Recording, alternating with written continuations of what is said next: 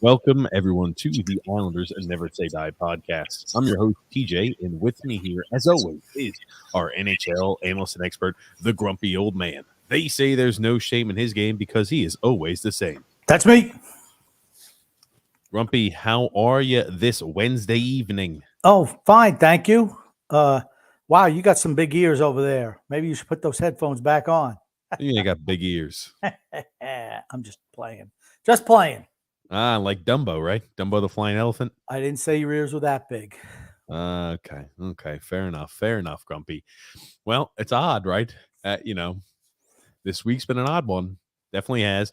I know we had the emergency podcast on Monday, revolving or kind of talking about and covering the Lou Lamoriello relieving Barry Trotz of his duties, and just what was a shock, I'd say, to Islanders community. Some people, I think, knew about it on Friday. If they had inside connections, if they're Johnny with the inside man with the inside hand, they happen to know that maybe a little early that Barry Trotz was going to get relieved of his duties. But a shock, I would say, to most of the Islanders community on Monday morning. Yeah, bye Barry. Hate to see you go, but at the end of the day, I don't think it moves the needle one way or the other, to be honest with you. It's all about the way the roster is constructed. And as we mentioned on Monday, this will be the last head coaching hire by Lou Lamoriello, as far as I'm concerned. I don't think he gets another one. And now everything is on him, right? About the team that he's built, the changes that he's going to make. I feel that previously he was building the team to pacify Barry Trotz and what he wanted, which is what a good GM does, right? They work together with the coach, and the coach says, I need this, particularly someone with the cachet that Barry Trotz has. So I think that whoever the next coach will be will kind of have to listen to Lou a little bit more, but certainly going to have input. And you can just tell with the moves that have been made or not made over the last few years, this was definitely a Barry Trotz type team that he wanted. And unfortunately, it didn't pay off in a Stanley Cup or even a division title or anything like that. So, like I said, great coach, but I'm not upset that he's gone. I think we needed a little different. We talked about it before, and I'll say it again. We needed a change, whether that was radical change to the roster or the lineup, change, to head coach. I still thought it would have been a really tough ask to expect us to win with that system. They really grind it out like that over an 82-game season. I thought it was going to be tough. I know we had talked about a few items, right? The possible collateral and fallout of Barry Trotz leaving, and what were, a few items we wanted to make sure that if you were Lou Lamoriello, what were the first things that you would do? What would those be? Well, we had talked about Mitch Korn and Pierre Greco. Now, it is worth noting this. No idea what the Islanders. This is a tweet from Andrew Gross. Now, this was on Tuesday. He said, "No idea who the next Islanders coach will be, but I'm starting to hear that it's unlikely that Mitch Korn will remain as a director of goaltending. That would be Korn's choice, and he's not tied to Barry Trotz being fired yesterday, though." I thought that, well, maybe because he's director of goaltending, that's why he'd be let go, but that's still a loss. No, he's not that he's let go, Or but he's he leaving. chooses to leave. So I guess he's not part of the coaching staff who's under, contract for one more year. No, he's still under contract. What are you talking about? Then he can't go anywhere unless we give him permission. Okay. Right? Would you think that they wouldn't give him permission? No, I wouldn't. Absolutely not. You're under contract for one more year. Sorry. You want to leave after the year's up? That's great. I'm not letting you his go. Contract is written. I really have no. I don't know either. I was about to say player personnel decisions and stuff like that. It's one thing you kind of understand those contracts, but regarding like staff, it's kind of a little tougher. I mean, we had talked about, right? Those are two coaches, Pierre Greco and Mitch Korn were two outstanding coaches for the Islanders there. I mean, great. I mean, they're the goalie whisperers, grumpy old man. And they're coaches that we didn't want to see leave, Now, here's the thing, right? Even though we're at a time period to where, we may see that Mitch Korn does leave because he's followed Barry Trotz for quite some time, back in Nashville, back for the Washington Capitals, and and heading to the Islanders. It is worth also mentioning this, grumpy old man, Steven Rosner here. He tweeted, "Remember, the Islanders' director of goaltending coach Mitch Korn did come with Barry Trotz, but goaltending coach Pierre Greco came with Lou Lamoriello. Both have played a part in Sorokin's development. And I would say losing Greco would be more detrimental to Sorokin than losing Korn. I don't know. I look at it like this. At least it's nice that I feel somewhat certainty that we would still be able to retain Pierre Greco, which is nice to know." I'm not letting either one of them go. Particularly, Mitch Korn says he wants to leave. Okay. If he's under contract for another year, you're staying here. I don't give a shit that Barry Trotz is getting a job somewhere else. You're not going to coach with Barry Trotz this year. You're our employee for another year, period. I think losing either one of those goalie coaches is more detrimental to the team than losing Barry Trotz. Ooh, talk about a hot take. That's not a hot take. That's just real. What's the one part of the team that's been consistently good over the 4 years? Always. The goaltending. Doesn't even matter who's in net. The goaltending has been the strongest part of the team. I'm not giving up either one of those guys. Now, if contract is up after next year, then you have to let him go. But right now, I'm just not saying, hey, Barry wants me to join him in Bumble Dump. Well, tough shit. You're here for another year. I forgot. Maybe you give us a draft pick. Stop. I forgot to do this and I always forget to do this. If you're new to the show, welcome. This is a twice a week Islanders podcast. We go live every Wednesday and Saturday at 8 p.m. Eastern Standard Time. We also, and again, so to make sure you don't miss out on any of the action, and make sure to do a few things. You got to subscribe on YouTube, got to like on Facebook, and follow on Twitter. And also hit the thumbs up button if you enjoy the content. It's a good way to let us know that you enjoy the podcast that Grumpy and I put out here, and you enjoy kind of, our thoughts, even if they're not something 100% you agree with. At least you like having your mind. At least you kind of enjoy playing mind games a bit. We do have a secondary podcast called TJ and the Grumpy Old Man. That could be found in the link in the description below, or it could be found as a featured page on our YouTube channel. You're able to go listen to that. It happens every Thursday, 9 p.m. Eastern Standard Time, and every Sunday, 8 p.m. Eastern Standard Time. It's a sports podcast where we talk literally everything. We talk NHL, NFL, NBA, college football, college basketball, soccer, doesn't matter, Kentucky Derby. We talk all sports, and we have the fan favorite segment, Grumpy Old Man, Fan Fights. I love fan fights. But here's the thing. You listen to these two podcasts, you're automatically smarter than all your friends. Is that how it works? Absolutely. You could beat them in any argument. Oh, my God. Good gracious, Grumpy. Well, that's definitely one way to put it. Now, it's funny that you had mentioned, and it is worth taking everything with a grain of salt when you're talking about Mitch Korn. It is worth taking everything with a grain of salt. But Phil's facts, Grumpy, Johnny on the Ugh. spot. If you're Ugh. a favorite. He's so dull. Well, it is worth mentioning that he comes up with a tweet. He says, "Oh no, Mitch Korn might be leaving. This would be an unmitigated disaster for Ilya Sorokin because apparently once Mitch Korn leaves, the goalie completely falls apart and goes on to checks note win the Vezina Trophy." Talking about Pekka Rinne. So it is worth at least putting that into perspective as well. Pekka Rinne did have a solid career post Mitch Korn as well. Yeah, I'm not saying it's the end of, Sorokin or anything like that, but it's without a doubt our goaltending has been vastly superior. Every single goaltender that's played here has performed well, way above previous norms. And I definitely put it out because of a little bit with the Trotz system, but particularly working with Korn and Greco. Well, here's the thing. Not only did they perform better than they had, they performed with the Islanders better than they did before joining the Islanders.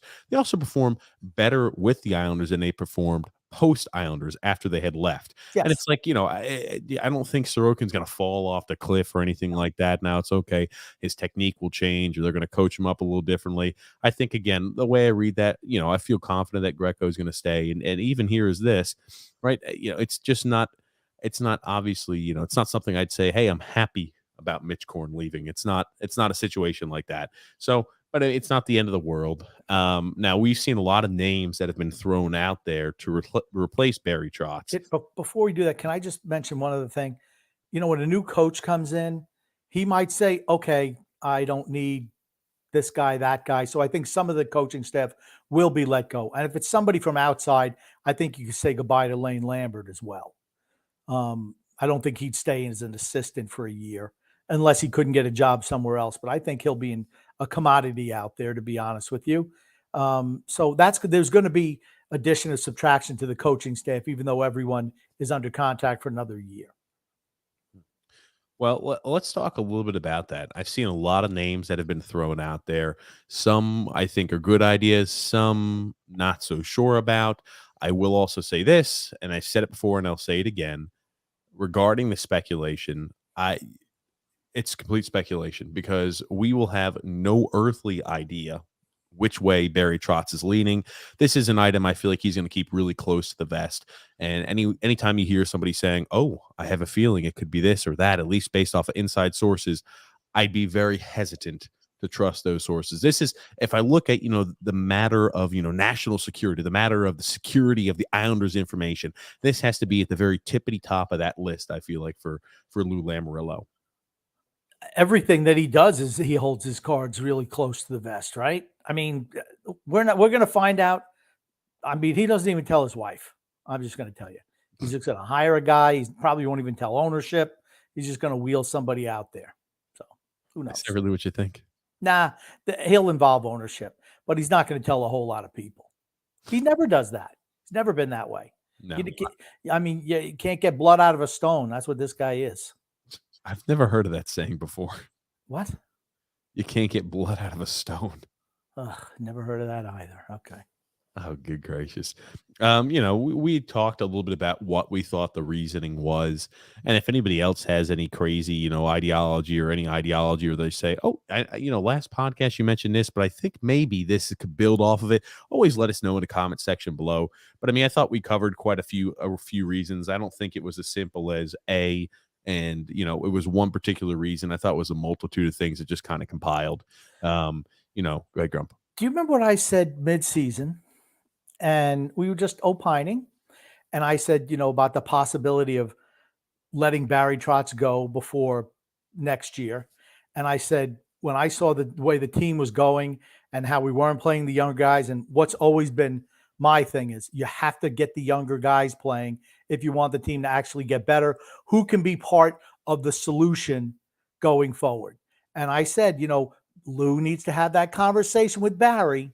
I needs to say, Barry, are you willing to play the younger guys next year at the expense of the veterans? And if Lou said, no, I want to go with the older guys, I said, it's time to kick Barry out.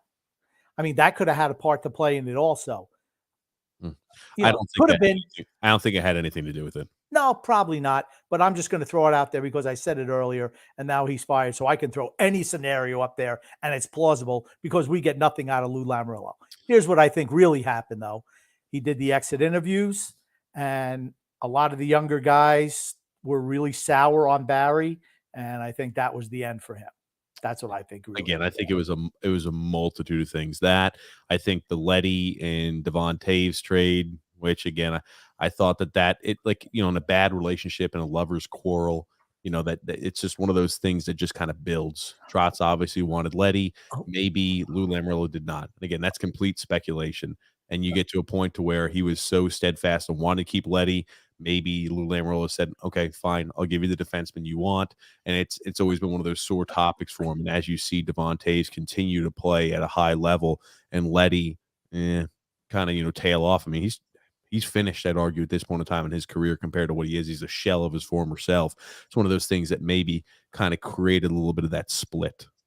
Okay, so me saying he possibly talked to Barry and said, you got to play the younger guys for the future of the team. And Barry saying, no, that's not plausible. But a lover's quarrel between the two is. I'm Okay, I'm trying to say it's kind of, how resentment builds. I understand. Just your terminology. Mine was actually pretty lucid, and you used the word lover's quarrel between the two of them. Okay, all right, that's fine. They're close like that. They've got a good relationship and working relationship. I don't think you do, Grumpy. No, I absolutely understand. Lover's quarrel. Thank you. Yeah. Okay. Why don't you just go sit over there and tell him that, hey, I think the reason Lou fired him is because Barry had stinky feet. I think it has lover's quarrel. Lover's quarrel. You use lover's quarrel. Quarrel? Yeah.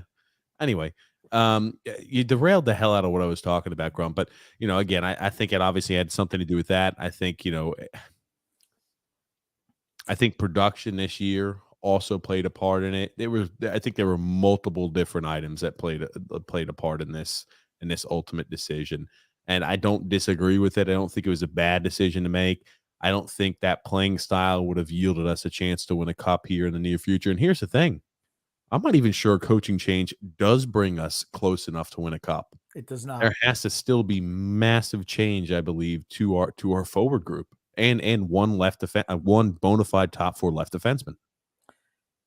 I don't think the coach is going to make any difference in what happens next year. None at all.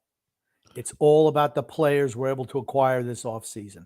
That's the only thing that matters. If you put this same cast and crew out there, we would not make the playoffs next year either. Just would not happen. We need upgrades.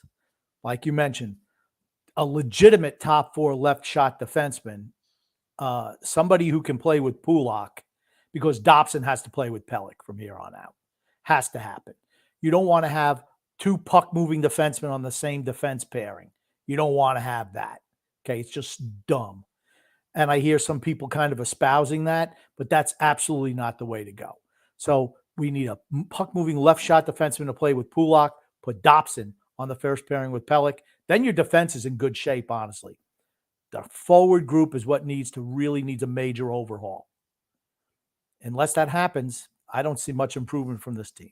I think a good and the right coach is important. I think it has to do a lot with again, who you're able to entice to come here. I believe that was I'd mentioned this maybe as one of those items too. I firmly believe that a lot of teams to some capacity tamper before unrestricted free agency. I really do believe that. Call me crazy. I've seen cheating runs rampant in college and professional sports. Freaking rampant. It really does. It would not shock me at all if somehow some little birdie happened to speak to an agent or someone connected to an agent to engage interest. Right. I firmly believe we have got to add pieces to our forward group. And,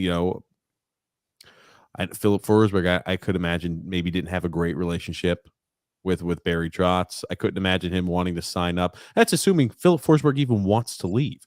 I've always said Johnny Gaudreau had 0% chance of coming to the Islanders under Barry Trotz, and I mean 0. Now, who knows? It just depends on who the coach is. Maybe that also plays a little bit into it as well. I think system, results, and I mean, again, maybe free agents looking to come here had a very, very small impact, if any. But it's always something I do like to mention because maybe it was like, okay, that's a cons column. if we're breaking down the pros and cons. Okay. That's fine. That's it? Yeah. You vocalize that well. That's fine. Well, nice response. So I guess I'm going on the monologue today, Grumpy. That's fine. I'm good. Well, I let you talk for 10 minutes. I mean, I don't know. I mean, I know you're not paying attention. You're watching the Ranger game, Grumpy. I'm not watching any game right now. What's Thank the you. score update on the Rangers? Actually, I was checking to see how my fantasy baseball team was doing. You went on for so long. I'm like, okay, is he ever going to stop? I'll do some some housekeeping here while he just drones on and on. I'm glad that you can't focus on how your fantasy baseball team is doing and talk to me, Grumpy. Because you're boring. That's why you can't? That's why that's why your attention span's so quick. You've been hanging out with Phil too much. Oh, tisk. Well, I could tell you this much. I do know because I get the updates on my phone. The Rangers and Penguins, after the Penguins were up 2-0 early on the Rangers have now tied the Penguins. It's 2-2. It's a must-win game for the Rangers here tonight if they want to survive. Islander fans, I'm sure, are rooting for the Rangers to lose. I'm one of the guys who don't like the Penguins at all, so maybe I'm rooting for the Penguins to lose. Who knows? I got jumped on last time I said that, so I'll leave this cloak of possible, hey, maybe I do want the Rangers to lose. But I don't care who wins. Fair enough. I wouldn't mind seeing the series go 7 games, though. I want to talk, Grumpy Old Man, a little bit about head coach, who the next head coach is. And, first off, who is on your short list? Because we've seen a lot of names thrown out there. Who would you like to have as our next head coach? And what do you think? What type of characteristics are they going to need in order to be successful with this team? This is a team that's an older team right now, the way it's composed, a team with a lot of veteran leadership, a team that, has played a defense first, offense second style for the last 4 years. When you're looking for a coach, I know you said the coach, doesn't matter who they are, the team is, without major changes, will not be successful next year. Who would you pick or select as your head coach? Who's on your short list? The guy I'd like is Joel Quenneville because I think he's the best coach in the league. That's the guy I'd like. I don't know if they're looking at him or anything like that. Elliot Friedman did mention that he felt they were gonna reach out and want to speak with Friedman. Like I said, he's the best. The Islanders want to speak with Joe Quenneville. Quenneville, yes. So, if that's the case, great. I'm all for that.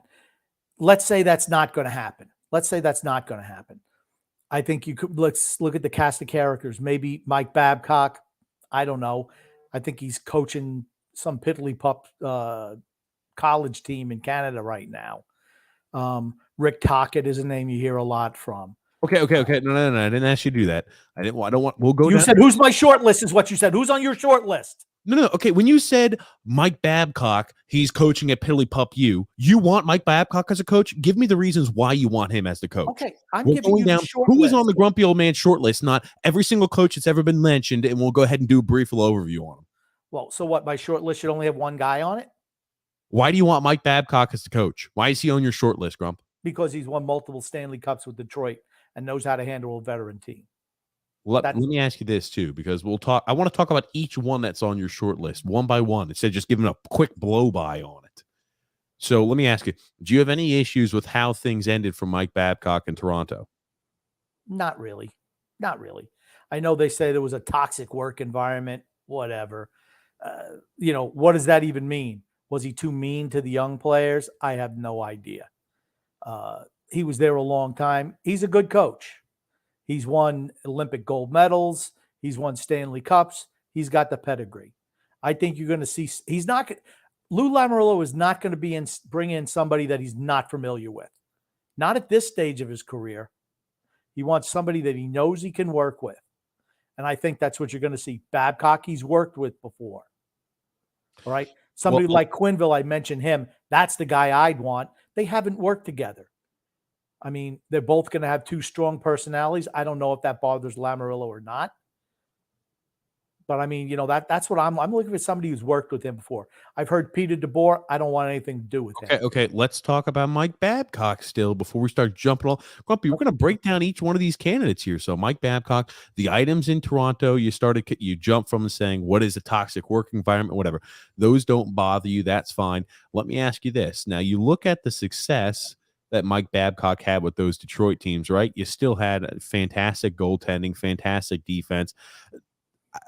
Those Detroit teams had unbelievable offensive skilled players. We have nothing like that. Do you? I mean, like, I think it would. I know he won cups with Detroit. I think it's apples to oranges comparing this Islanders team to that Detroit team during that Detroit dynasty. Okay, but a good coach gets the most out of his players, right? And winning Stanley Cups, you can't be some buffoon and win multiple Stanley Cups as a coach. How many Hall of Famers did he have on that team? Doesn't matter. Well, hold on. The point I'm going to make with that is, how did he do outside of Detroit? They were successful in Toronto. They just weren't. They didn't have enough physicality to beat Boston or Tampa Bay when they played them. They got beat by the same team in the first round of the playoffs every year. People forget how bad Toronto was before he got there. I mean, I think you're kind of selling that a little bit short. What I want to make sure we take into account is I understand, right? I'm not gonna. It's gonna sound like I'm diminishing what he did in Detroit. I know that's how it's gonna sound, but it wasn't like, think about how many Hall of Famers he had on a team. It wasn't like every single year in the offseason or in the postseason it was a successful run for Detroit. And remember, he was with Toronto for 5 years. Again, I get it; they did well in the regular season. This is a right. Toronto maybe has their first chance tomorrow, right, to win a first round, to win a playoff round in the first time in almost 20 years. I understand that, but when he was in Toronto, 5 years there, I'm sorry, 4 full seasons in Toronto, he didn't win a single playoff series. In that first year in Toronto, they weren't a good team either. Yeah, because they were the worst team in the league. That's how you get the number 1 draft pick. Because they were the worst team in the league when they got Matthews. They were the whole team was in a state of disarray. I mean, I don't know what you're saying. They weren't physical enough. Their defense wasn't good enough, and that's not Babcock's fault. That's Lamoriello's fault. They weren't good enough, and they got beat by teams more physical in the playoffs. That's what beat them. They were good in the regular season, couldn't win playoff game though. Is that who you want as a coach? Could win playoff game? A guy who struggled to win playoff I'll games? take a guy who's won 3 Stanley Cups and Olympic gold medal. I'll take him, yes. Okay. Just because it didn't work out in one place because they didn't have the necessary pieces, that's not the coach's fault unless he's the GM as well. Worth also mentioning this, and I'll just do a quick blow by on this. Those Detroit teams that won cups at that time period had Pavel Datsyuk in their prime, Henrik Zetterberg in his prime, Nick Lindstrom towards the tail end of their career. You had again going Chris Chelios towards the tail end of his career, Dominic Hasek. Those are 5 bona fide first ballot Hall of Fame guys. Yeah. So all I'm saying is we're not afforded that same luck. And I wonder, right, if you look at it differently, does he win those cups without 5 Hall of Fame guys? You say the same thing about John Cooper. I'm not trying to diminish what he did because he did have them and he won the cups. You are diminishing what he's saying because you said it's all the plays. I keep on saying players win and coaches can lose games. But here's the thing. Who do you think we should bring in? Should we resurrect Scotty Bowman and Al Arbor and bring them in? It doesn't matter. The team isn't good enough. It doesn't matter who you bring in. If the team stays the same, relatively the same, you're not going to see better results next year. From my standpoint with Mike Babcock, I think that the time periods, right? We use the same items on Lou Lamoriello. Guy hasn't won a cup since before the cap era. Mike Babcock hadn't won a damn Stanley Cup since over a decade. Almost a decade and a half. And we're over here, I think you're giving him a lot of praise for a guy who hasn't won since 2009. Okay. I don't know where you're going with this. Where I'm going with this is it possible that his success would be judged on a way different standard if he didn't have a loaded team? And that's what we saw in Toronto. We saw struggle. When you have a good regular season, you're unable to win. Struggle. They did not struggle. They couldn't make it out of the first round of the playoffs before he got there. It's the same thing when we brought in Barry Trotz. We said Barry Trotz is a big upgrade over who we have now, but Barry Trotz has not been historically successful besides that 1 year in playoffs. It's the same items we talked about then. I want to use for the same items we talk about with Mike Babcock. He wasn't just one time. He won multiple Stanley Cups. Yeah, 2. That's correct. 2 Stanley Cups. I think it was 3. They didn't win in 20. They won 2006, 7. Don't ask me. I think he won 3 Stanley Cups. And he's won a gold medal in the Olympics. So he's a good head coach. 2 Stanley Cups. Okay.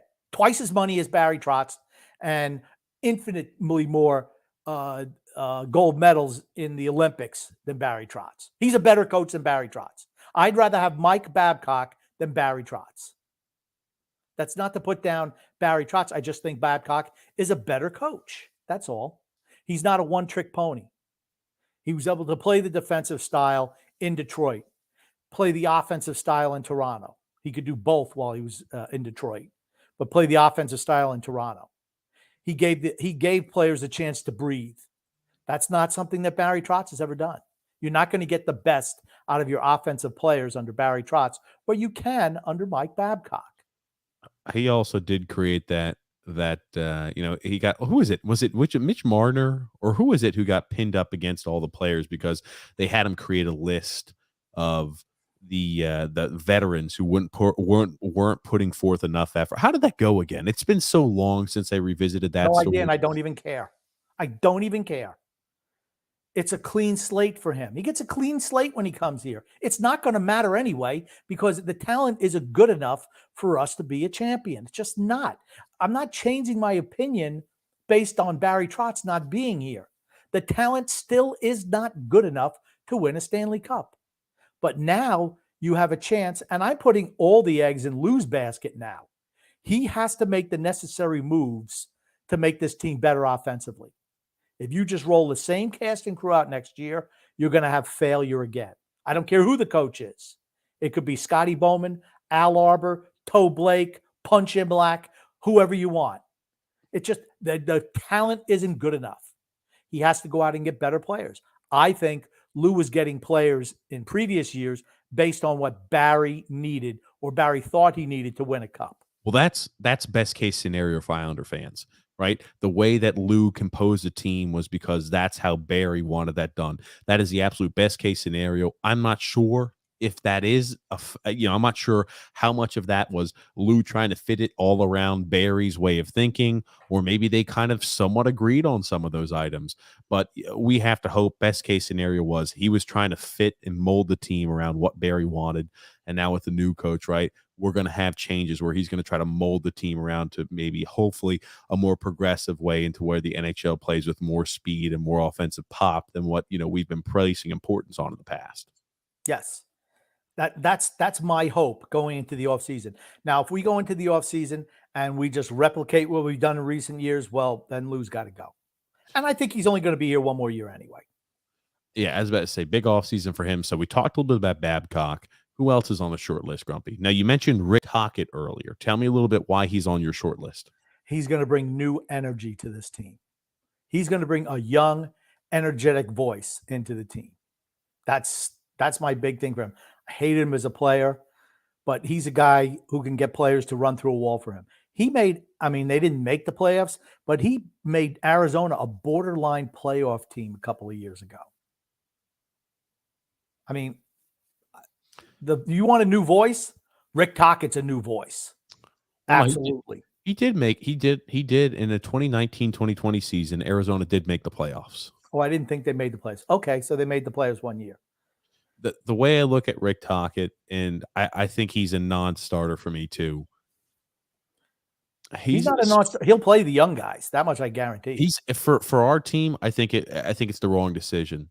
I firmly believe when we're looking for a head coach, it's got to be a guy with extensive playoff experience. It has to be a guy who's been a head coach for a while. I think a guy has to have a certain amount of cachet coming here. I don't think you can. I mean, Rick Tocchet, right? It's different coaching in Arizona and coaching for the Islanders, the system where they are and where they currently are and where they need to be. The expectations are much higher than when he was in Arizona playing on house money. And I would feel much more comfortable with a coach. It's not like, oh, this is the first time I've had a playoff series win. Right? I don't like that ideology. Or this is, it's not like, oh, I made it out of the first round once in my entire coaching career. He's only been a head coach for 6 years. Now he's, 57 years old coming up? He's only been a head coach for, I think, a total of 6 years. He had a little stop there in Tampa. He had a little stop in Tampa. in 2008, 2009, then 2009, 2010, then was relieved of his duties. And the next job he got was 7 years later with the Arizona Coyotes. I'm not opposed to him. I'll tell you one thing. When Lou comes out and says, now the onus, they needed a new voice in the room. The onus is on the players now. So he's dumping everything right at the feet of the players. And Rick Tocchet will play younger guys. He absolutely will. You want to develop younger players? Give them a chance. Rick Tocchet's your guy. I want accountability. That's what I want. I want a few things from our next coach. I want a guy who's going to hold all players accountable, right? I don't want a guy who's going to, like Barry, right? That was the big issue, Grumpy, with Barry Trotz. He was in a situation where it didn't matter how badly or how poorly a veteran performed. They had an extensively longer leash than a younger guy did. I'm not saying that younger guys deserve a longer leash than vets. I'm just saying it needs to be a little closer. Even if you slightly favor the vets a little more, it can't be such a drastic difference. I think that having a guy who holds all parties and all players accountable would be nice. Okay. So who are your suggestions? We're going bit by bit, and we'll talk about the other names that have been thrown out there. Is there anyone, because right now you poo-pooed everyone. Who, in your opinion, is the model next coach for the New York? I like Claude Julien. Here's the thing, right? Hockey on the ice, I think Joel Quenneville's a good coach. Do they want to handle the PR? Do they want to handle the possible backlash from it? That's a totally different question, right? We're not going to talk about Joel Quenneville because we talked about this off air. We're not. All we can say is, right, good coach, possible off the ice. Great coach. Great. Hall of Fame caliber coach, possibly off the ice issues, right? That's I think the best way to classify him. Are the Islanders considering on kicking the tires on him? Who the heck knows, right? We're not going to take a deep dive in it, but Andy, and all the speculation kind of stems around what Elliot Freeman said and Andy Strickland said.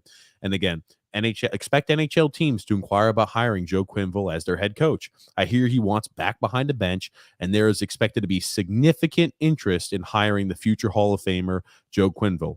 He will need to meet with Commissioner Gary Bettman to be reinstated. So that means I don't know if the Islanders are one of those teams, but a team who I assume has a coaching vacancy and multiple teams who have coaching vacancies are interested. How far, how significant is or how far is that interest, right, for us? Who knows?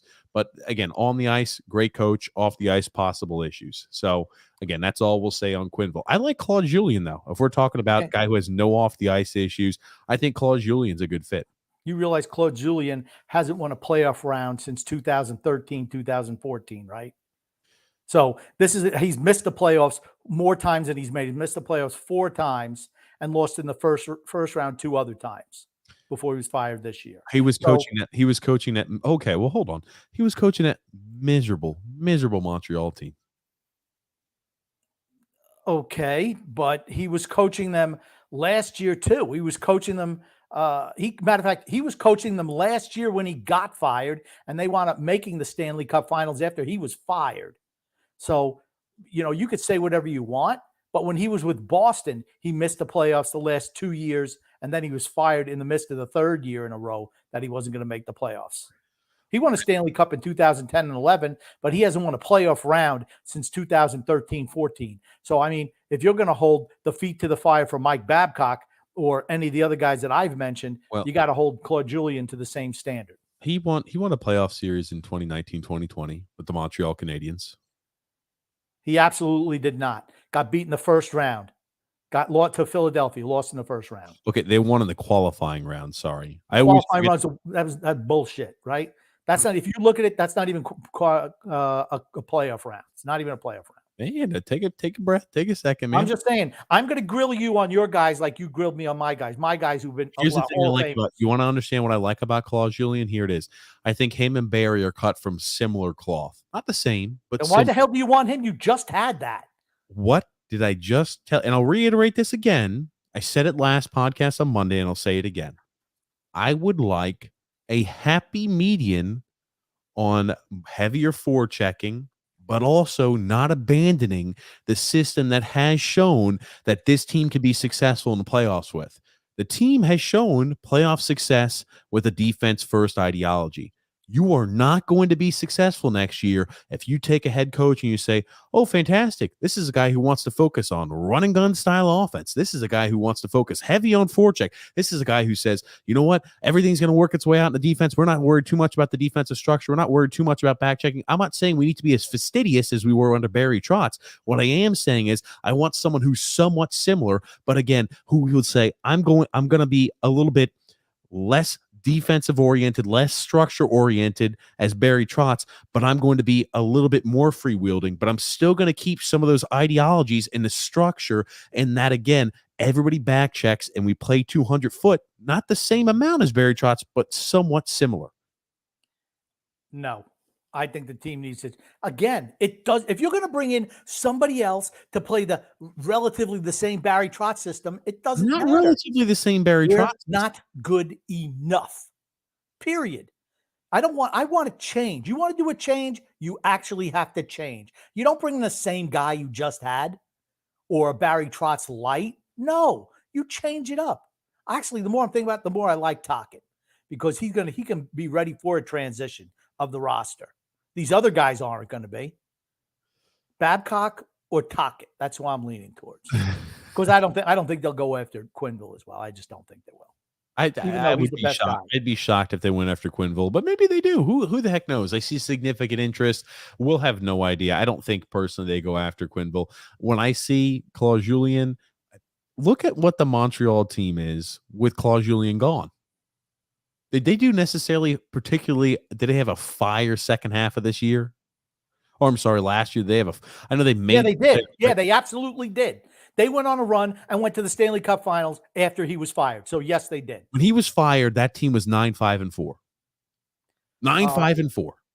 No, they were. Yes, I've got to pull it up right. Yes, that's 9-5-4. Yes. Is that particularly shitty? I don't know, but they went to the Stanley Cup Finals, and he wasn't the guy who did it. Right? You received points. You received 61% of all possible points. Oh my God! What is this? Eyes on Isles? I don't give two shits about if you extrapolated over something. It doesn't matter. He wasn't good enough. They fired him because the team was underachieving in their opinion. And guess what? They went to the Stanley Cup Finals. He didn't win a playoff round with them all the years he was there. They went to the Stanley Cup Finals as soon as they fired him. I'm not saying he's the reason why they did, but he didn't contribute to their success. He was a failure there. He was successful in Boston years and years and years ago. At the end, they couldn't wait to get rid of him because they weren't making the playoffs either. Another reason why he struggled to be successful is because he's not a good candidate. That's why. Stop. The reason he struggled, look at Carey Price and his production. Carey Price's production went downhill when Claude Julien joined. And it's not saying that, Sorokin's production would go down over that time period. Carey Price's he 30 years old. The guy was kind of towards the tail end. His production has been significantly down. The dominant years of Carey Price being a top 5 goalie ending around that time period when they had that coach change. Simple as that. Guy got banged up and injured more often. And maybe it's because Claude Julien was there. It's simple as that. He's not the same goalie. Maybe it's because Claude Julien got there and they weren't as good. And he's got there and all of a sudden the goalie doesn't play well again. I don't want that. That's the strongest part of our team. I'm totally out on Claude Julien. Thanks for cementing my feelings. Here it is again. You look at the years before Claude Julien, right? Still 9.2+ save percentage year after year after year. Look when Claude Julien's there, 3.11 goals against average. I mean, right? Had a decent year there in 2018-19. 9.18 save percentage, decent goals against average. Every other year after that, somewhat banged up or just hasn't been the same. Okay, producer. he was there in 2016. A guy who can play in net, who's strong enough in net, you struggle to win games. Simple as that. He was there in 2016 and 17. Julien was also. So he had a 923 save percentage when Julien was there as well. That was when Julien took over towards the tail end of the season. That's correct. He coached 24 games that year, 2016-17. He went 16-7-1. Well, there you go. See?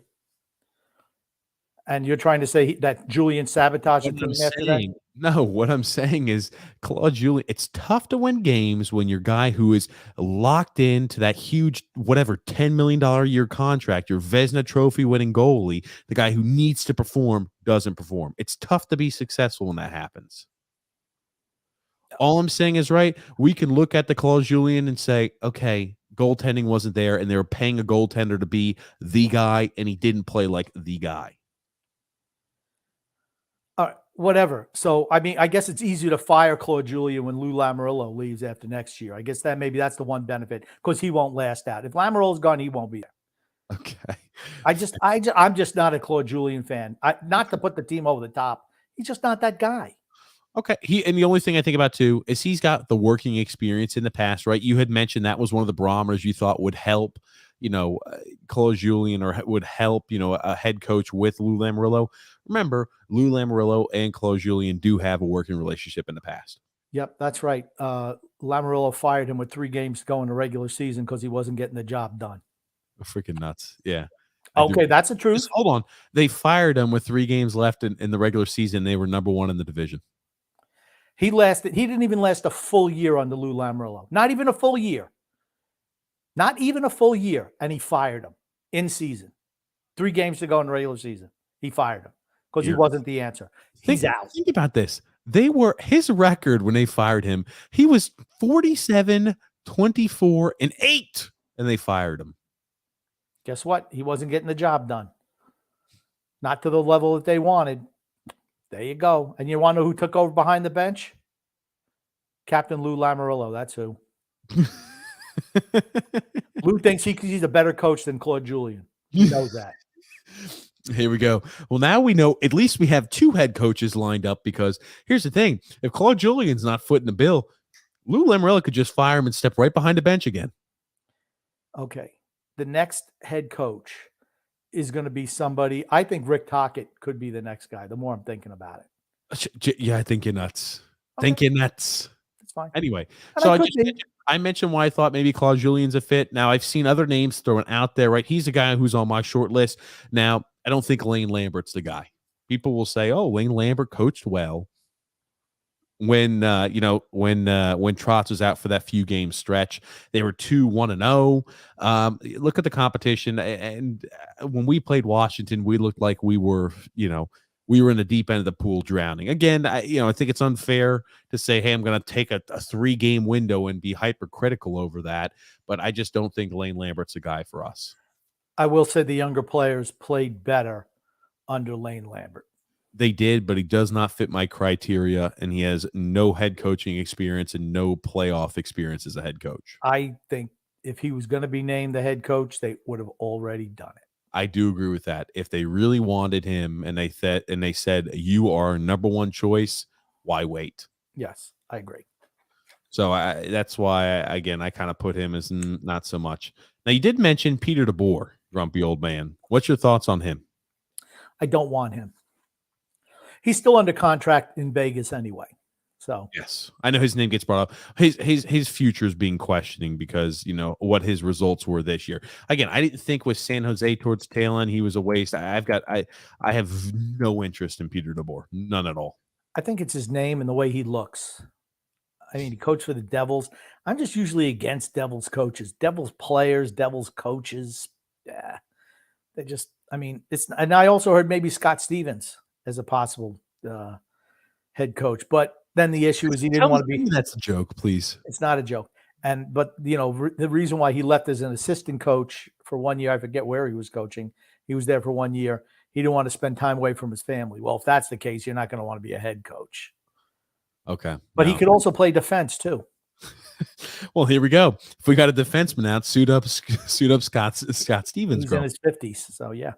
Well, as long as he's got the Rod Niedermeyer connection. What's the score of the game, Grump? I have no idea. You keep blaring over there. I know you're looking. What's the score? No, actually, I'm looking at my drink. Is that okay? Can you not give me the update, Grump? See how much drink I got left? Mm-hmm. I don't think I'm going to make it through the whole podcast because I have 1 backup drink. I don't have 2. Hold on. How many drink? You got 1 backup drink? Yeah. Fair enough. But now when I actually look at Peter DeBoer, his playoff success is there. But I know they didn't make the postseason this last year. He's still under contract to Vegas. I understand. He'd have to be fired before you bring him in. You're fired. Yeah. I mean, I look at these. He did have that. I forgot that. For whatever reason, I thought he was with San Jose longer than he was. He was with San Jose, but I think you got him to the Stanley Cup Finals one year. His postseason experience is there. He's been successful in the postseason too, Grump. I'll pop it up on screen. I had to look this up and put it in perspective. I forgot how successful Peter DeBoer has been in the postseason. I don't know if that's large enough. Are you able to see those? Yep, I'm able to see that. A little more. Yeah, I think he got the Devils to the Stanley Cup Finals one year. You got the Sharks there. Yeah. Yeah, I don't know. There's something about him I don't know. Because he doesn't play a sexy style of hockey? I don't know. I think that's a guy who's cut similar from not exactly the same, but similar cloth to Barry. I don't want guys like that. Haven't you seen enough of that? That is successful in the playoffs. Like it or not. We're not going to make the playoffs. Hold on, right? This is all under the assumption that Lou Lamoriello will make the additions to this team that need to be made this offseason. Then I want Babcock. Then I absolutely want Babcock. If you're going to actually make the changes necessary to possibly make a Stanley Cup run, I want a guy who's been there, done that. That's Mike Babcock. Or Quinville. Not somebody who, I got close. No. I want somebody who's actually been there and done that. That's what I want. Okay. Well, fair enough, Grumpy. Like I said, if you were to become available, I know was anti-Peter DeBoer. Now I'm looking at these numbers, and I have to go back. I mean, those San Jose teams used to be really successful too. I mean, that's when you had all those guys kind of starting. They were all on the peak of their career. You've got your Brent Burns, your Erik Karlssons, your Marc-Eduardo Vlasics. You had left and right, and that was the time period I think when they traded at the deadline for Evander Kane before signing to that long-term deal, and he kind of lit. He caught fire too before signing the big deal and then getting released, and all the other issues that have followed him as well. Okay, it looks like your thing is out of date, by the way, because they don't even have this year's numbers up for him. They don't have him up yet. That's correct. Okay. So, but I'm just showing, hey, the postseason success, in the postseason, he's been a successful coach, right? If we're postseason success is one of those things that are important to me, not end all be all, but it's something I'd like our next coach to have, a little bit. He's a seasoned coach. Because I feel like the window is so finite and short that we can't risk on an unknown entity or a guy who, maybe not a less, more volatile selection who, could be a fantastic coach. Maybe he's a great playoff guy, maybe a great regular season coach, but a guy who also may be good in regular season and shits the bed in the playoffs because this is his first time being there. Okay.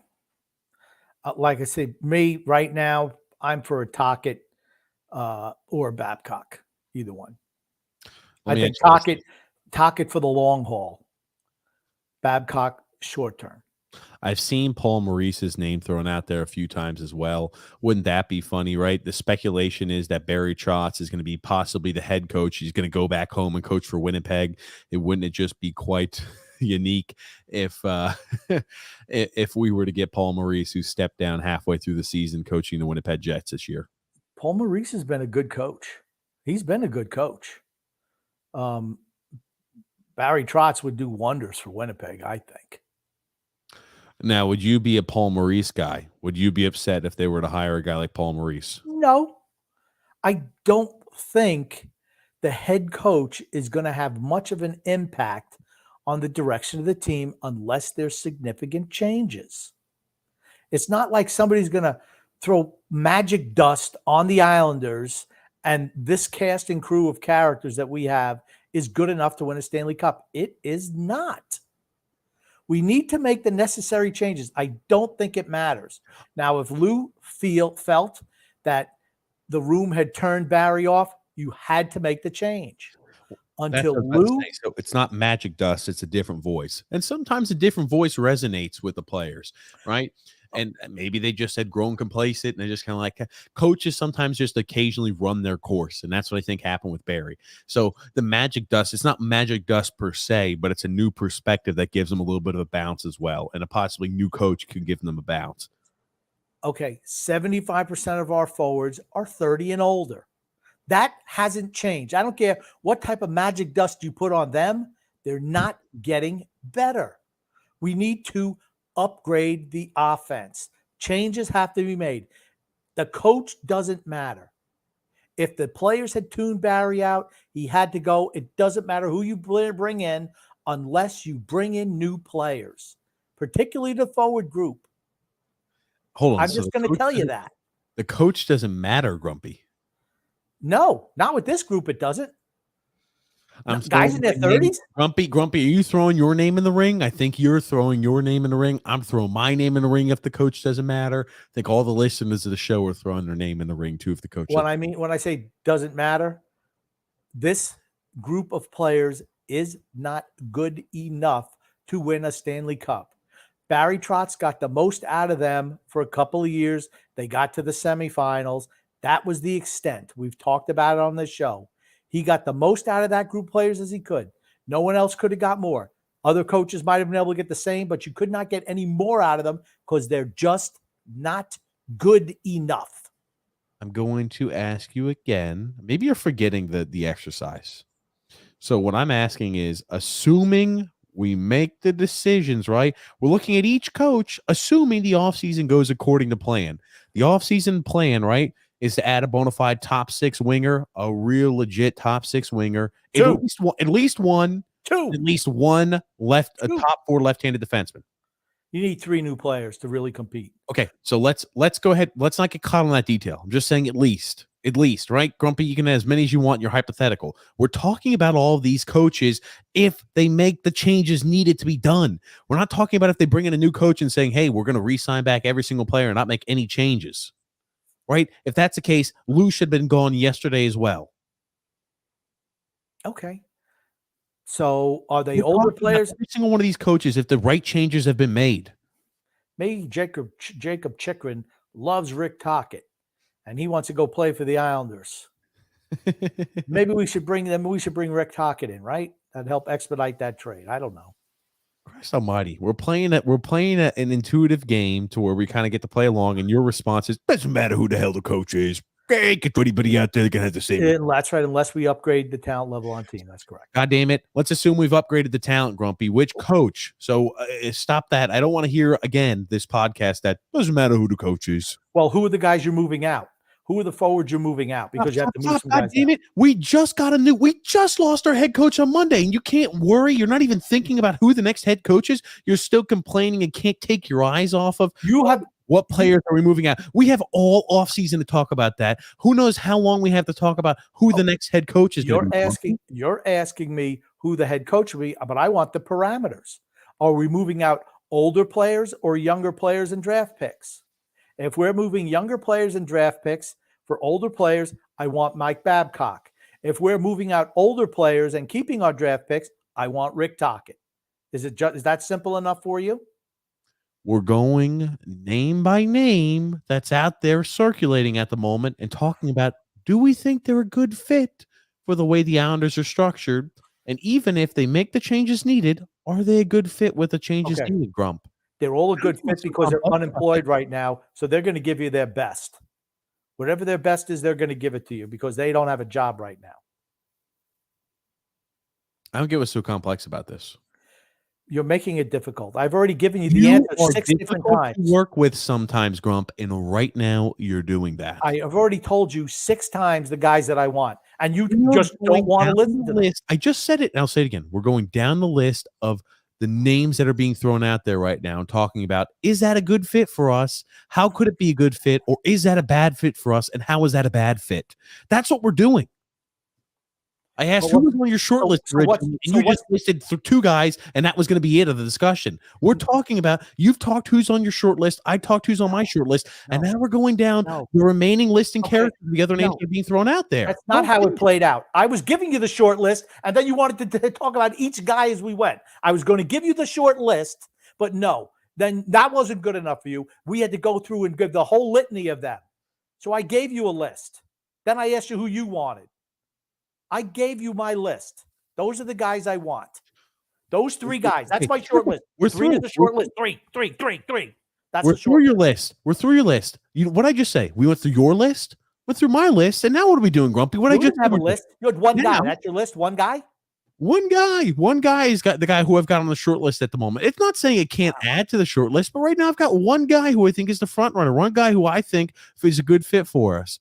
That being said, right, we've gone through your short list, my short list, and guess what?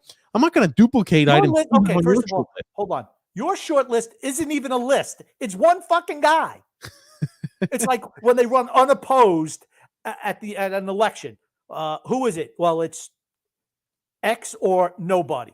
That's your list. Nobody else. You don't even have a list. At least I gave you a list. You don't even have a list. You're listless. Grump, you're again missing the forest for the trees. Listen here, knows a list, Larry. What else you want to talk about? So we went through the list. Now, Grump, what are we doing? We're going to explore the other names that are being thrown out there. That's where we are right now. Can we bring us back to where we are at the moment? Going through the list of the player or the coaches that's names are being thrown out there. That's where we are at the moment, Grump. Hopefully we could be on the same page. We were just talking about Paul Maurice, right? Originally, I'm like, not so much, right? But I'm fine with him. I'm fine with him. I'm fine with him. I can live with Paul Maurice. Does it bother you with the way he left Winnipeg? No, it does not. He was there a long time. It does not bother me. He was there a long time. He's not one of the first names that come on that. As much as I said Peter DeBoer is a no thank you, if he were to be fired or if he were to be let go, I wouldn't be opposed to a Peter DeBoer. I know originally I was like, not so much. Again, the more I look at his success, and I'll have to go back and look at those rosters too, but he had immense success in the playoffs. I wouldn't be opposed to a guy like Peter DeBoer. Okay. I like Paul Maurice. Why do you like him? Because I do. I like him. I like the way he looks. Sounds like a stand-up guy. He can have a team that generates some offense without a doubt. Absolutely. You want to know the crazy thing? It's like I'm on a podcast, Grump, to where we're going to talk about options, and you say you like them, and it's almost like it'd be crazy. It's like you weren't expected for me to ask you why you like the coaching candidate, and your response was, "I like him. He looks good." What can I like how when I pick a guy, you pick him apart. Then when you pick a guy and I pick him apart, you don't think I should be allowed to do that, like Claude? No, Julien. You can pick them apart. Our job right now is to go through. Guess what? If you like them, my job is to play devil's advocate. Why do we not like them? And guess what? If I like them, I want you to do the same. Grump, we're looking at every single one of these candidates through unfiltered lens. Okay. Holy shit, Grump! I like Paul Maurice. I think I'm confused right now. I think Paul Maurice has been successful. He's successful in Carolina and as well as Winnipeg. I just think his time ran out there. I like Paul Maurice. I think he's a good coach. He won the cup originally for the Carolina Hurricanes, did he not? I think he did, yes. Or it was either him or Laviolette. No, it had to be Laviolette. Okay. But they lost in the Stanley Cup Finals in 2001, 2002. But he was successful for them. I mean, I like Paul Maurice. He was with Winnipeg for a long time. Yeah. And again, they just kind of stagnated on there. They probably needed a new voice. That Winnipeg team, had some very successful years, but go ahead, Grump. They had players calling out other players this season. So, I mean, I think Cheveldayoff is a GM there, and I think that's kind of an issue. So, like I said, I have no problem with Paul Maurice at all. None. I think whoever they hire is going to be short-term anyway, because when a new general manager comes in, if the team isn't super successful, they're going to pick their own guy. And it's probably going to be a younger guy because they're going to turn over the roster of all the old guys. And then who do we get to communicate with the younger players? That's more than 1 or 2 years. You could talk about this 1 year. I don't think it makes much of a difference, honestly. But going forward, you're going to see the new GM come in and get a new head coach. Well, that's the reason why when I'm looking at these coaches, right, that's why I said playoff experience and playoff success is ultra important. It just is, because I don't think they have a huge window to win with the way the team is currently set up unless you make drastic moves this offseason to, revamp and revitalize and put a youthful look on the team. Simple as that. Yep. So you and I are on the same page on that area. And, another name I've been heard that everybody links, and again, I'm not sure if it's just because his relationship in New York and where he's coached in the past. I see John Tortorella's name thrown out there a lot. What are your opinions on John Tortorella? No, I don't want him. I have no interest in John Tortorella. Why don't you want John Tortorella? Why don't you want him? How come you don't want him? I don't think his style would fit and mesh well with this team. John Tortorella is a very bombastic coach. He's a guy who's, very opinionated. I think John Tortorella works well with teams that are younger and can kind of be whipped into shape.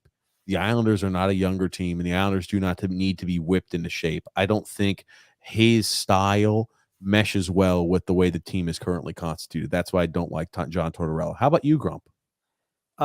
Actually, I think his style would come in and shake up these lazy fat cat veterans that we've had. He's gonna get all over them. It's not going to be that, oh, Anders Lee, you're great. Josh Bailey, yeah, I know you don't score or shoot the puck. That's okay. We like you, Josh. We like all the intangibles. No, he's going to get right in their face. So maybe that's something this team does need. I think that's a good way to think about it. But let me ask you this. Do you think if he goes too far overboard, which he's known to do multiple times throughout his coaching career, do you think you'll have a player mutiny to where they want nothing to do with him and they say, he's got to go? Do you think something like that could ever be in the cards if you brought a guy like Tortorella in? Because I could see that. You see him go way overboard, way across the line, and it's just like I could see that rubbing this team who has been in this Islanders. Think about the majority of our team. They all have great relationships with each other. They've all been there for a long time. I could see that shaking things up. Possibly it could be in a good way. I can also see it being in a very bad way. I don't want to take a risk on it being in the bad way. I don't give a shit. These guys are all in their 30s. I could care less what their attitudes are. Perform or leave. Anders Lee, you got a no trade? I'm going to make you beg for a trade. I want you. I'm going to treat you like the dog you are. I got no problem with that. Jesus These guys need to be shook. We have a finite window. You're willing to roll the dice on a guy like John Tortorella who could have a freaking negative reaction to the way the team is currently constituted. So what's the thing? What's the worst case scenario? He pisses off the veterans and they all want to leave? Great. Then he's succeeded in my book. So you then would say, we don't need to win a cup. Is that correct? We're not winning a cup. Here's the thing. I'm still holding out hope now. With a new coach, I could see that depending on who it is, if we're able to make the changes and tweak the system a bit, I think we could have more success. Not saying ultra success. I think we could have more success than we did this last year. It's not guaranteed, but I at least I'm more hopeful for playoffs as well as postseason success than what I was going in if we were keeping the same coach and not making too many alterations in the offseason. But Lou making this move shows me, hey, we're serious about the alterations we're making, in my opinion. Well, I'm going to wait to see the actual alterations. It all depends on the type of – that's why I asked, what are the parameters of the type of players we're bringing in? Rick Tocchet could have the same effect by lighting a fire under these lazy fat cats. Absolutely he could. My God, are you in the Rick Tocchet fan club? I just think he's a fiery personality too. Let me ask you this. Were you and Rick Tocchet pen pals when you were a kid? I hated Rick Tocchet. Hated him. He played for the Flyers and the Penguins. I hated him. Hated him. You know who else I hate? Brindamore. Hate him. He's a good coach.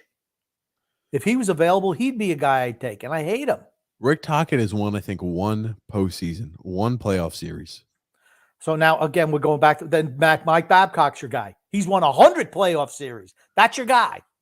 Here's the thing. If Mike Babcock, if he's learned from the situation, because I think he drastically screwed up in Toronto. You're not going to be able to convince me otherwise. That's the opinion I have. I think his tenure in Toronto was wildly unsuccessful.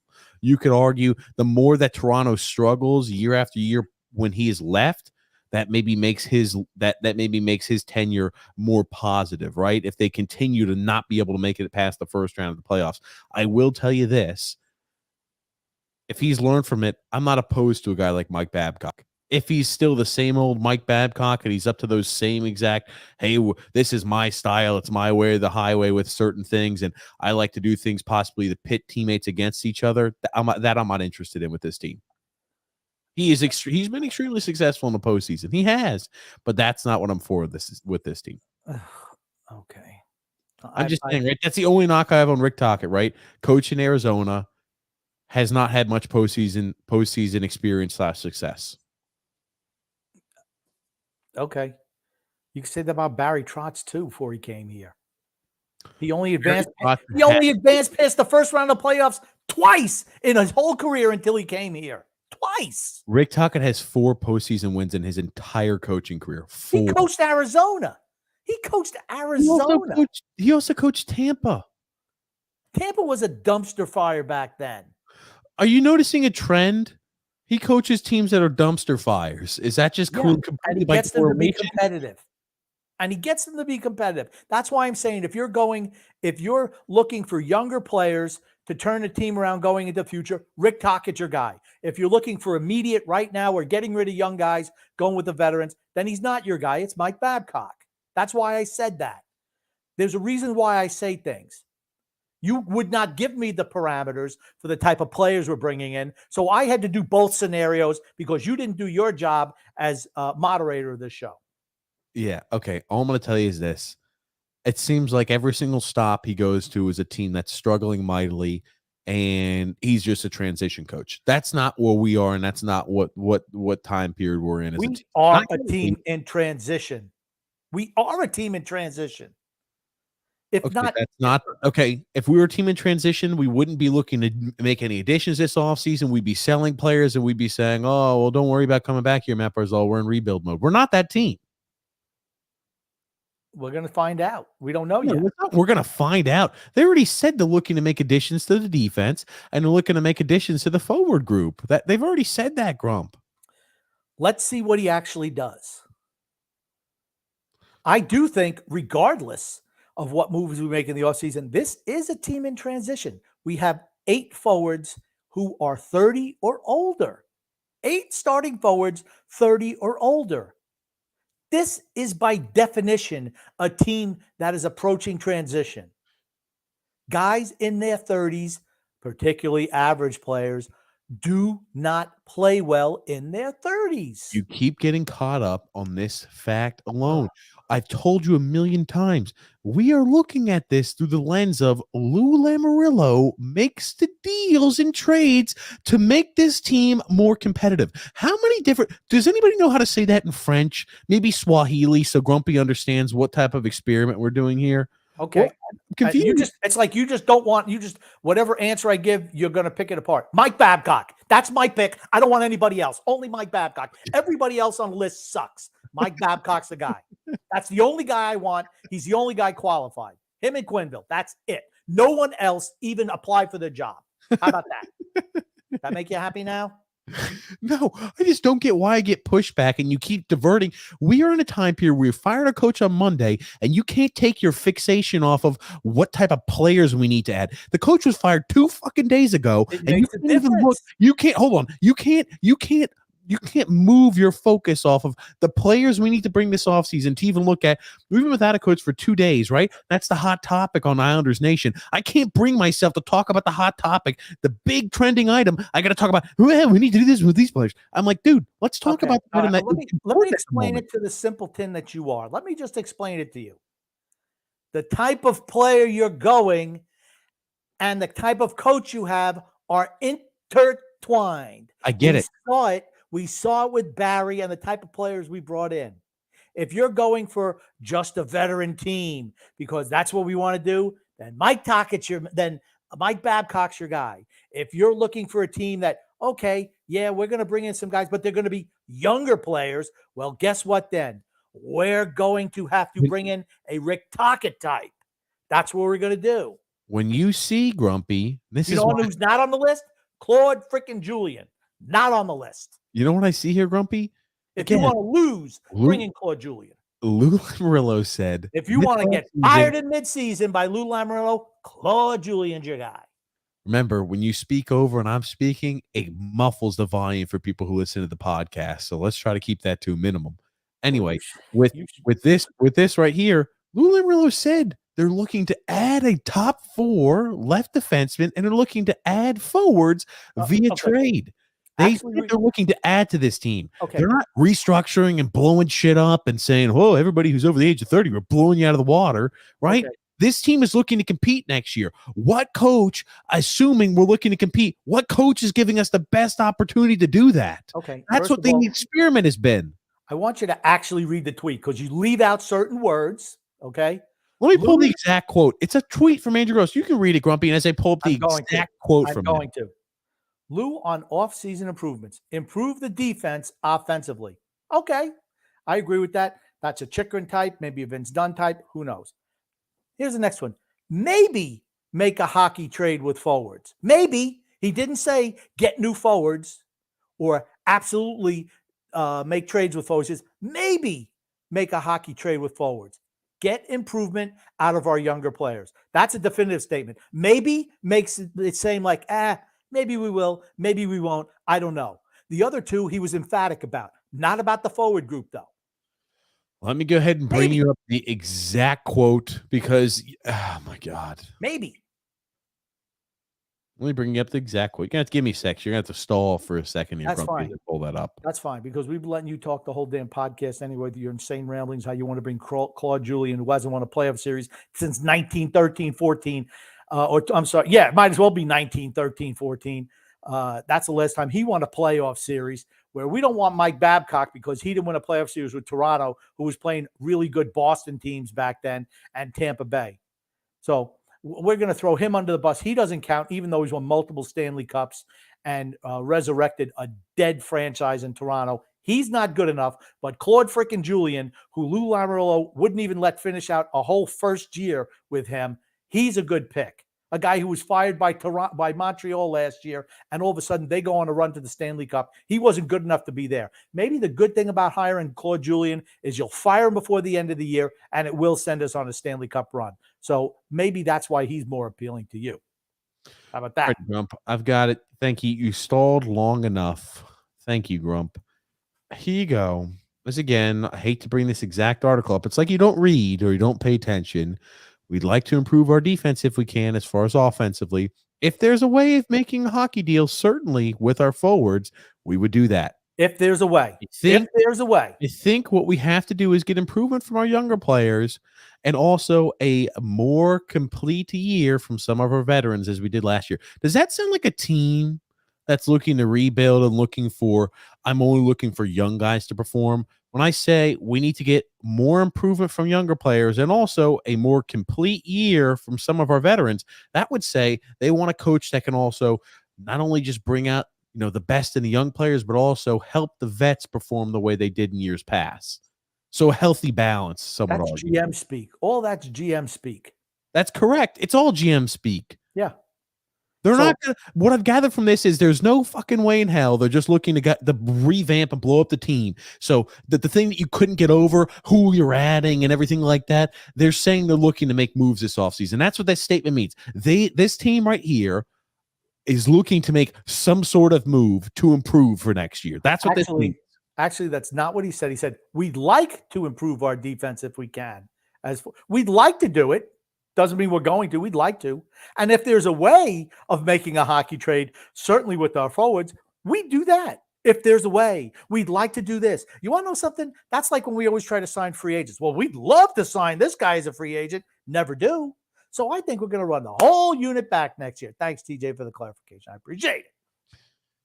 You see how tough it is to work with you? We have brand spanking news about head coach being fired, and that's what everybody's talking about. Who are the head coaching candidates? Who are Stop. Listen for a second. Who are the head coaching candidates? And you can't bring yourself off of what we need to do this offseason regarding player personnel decisions. Not even for 30 or 45 minutes. Not even Grumpy couldn't do that. But you don't think that the players that they have and the coach should have some type of connection in any way? If it's a certain coaching style for the players that you're bringing in, that's a guy you want. You don't want to bring in a guy like Barry Trotz and we're going to load him up with offensive players. That would just be dumb, right? That's why I asked that question. Do you remember when I said on my short list, that was one of the first things I mentioned? Maybe, again, you weren't listening very much, but that's why I said I want a guy who's cut from a similar cloth to Barry Trotz. Not the same, but similar. I just know you're not listening. Were you checking your fantasy baseball lineup at that point or watching a Rangers game? I said specifically, we can't have a guy that goes straight from playing defense to playing all-out attack and offense like under Doug Weight. We need a guy to take a slow transition to find a healthy median, but still have a defensive focus. That was one of the first things I mentioned, Grump. First things. I heard what you said. No, you didn't. I did. I just want Mike Babcock, okay? That's the guy I want. Joel Quenneville or Mike Babcock. They're the best coaches out there. Those are the guys I want. Thanks so much. We were playing why the coach would work and why they weren't, and who was on a short list of you and I. So they work because they're the two best coaches available. That's why. Thanks, Rotom. Hopefully it wasn't too tough to listen to, the arguing and bickering, but if you stuck around this long, we're going to get to the fan comment section afterwards. Today's podcast is brought to you by DraftKings.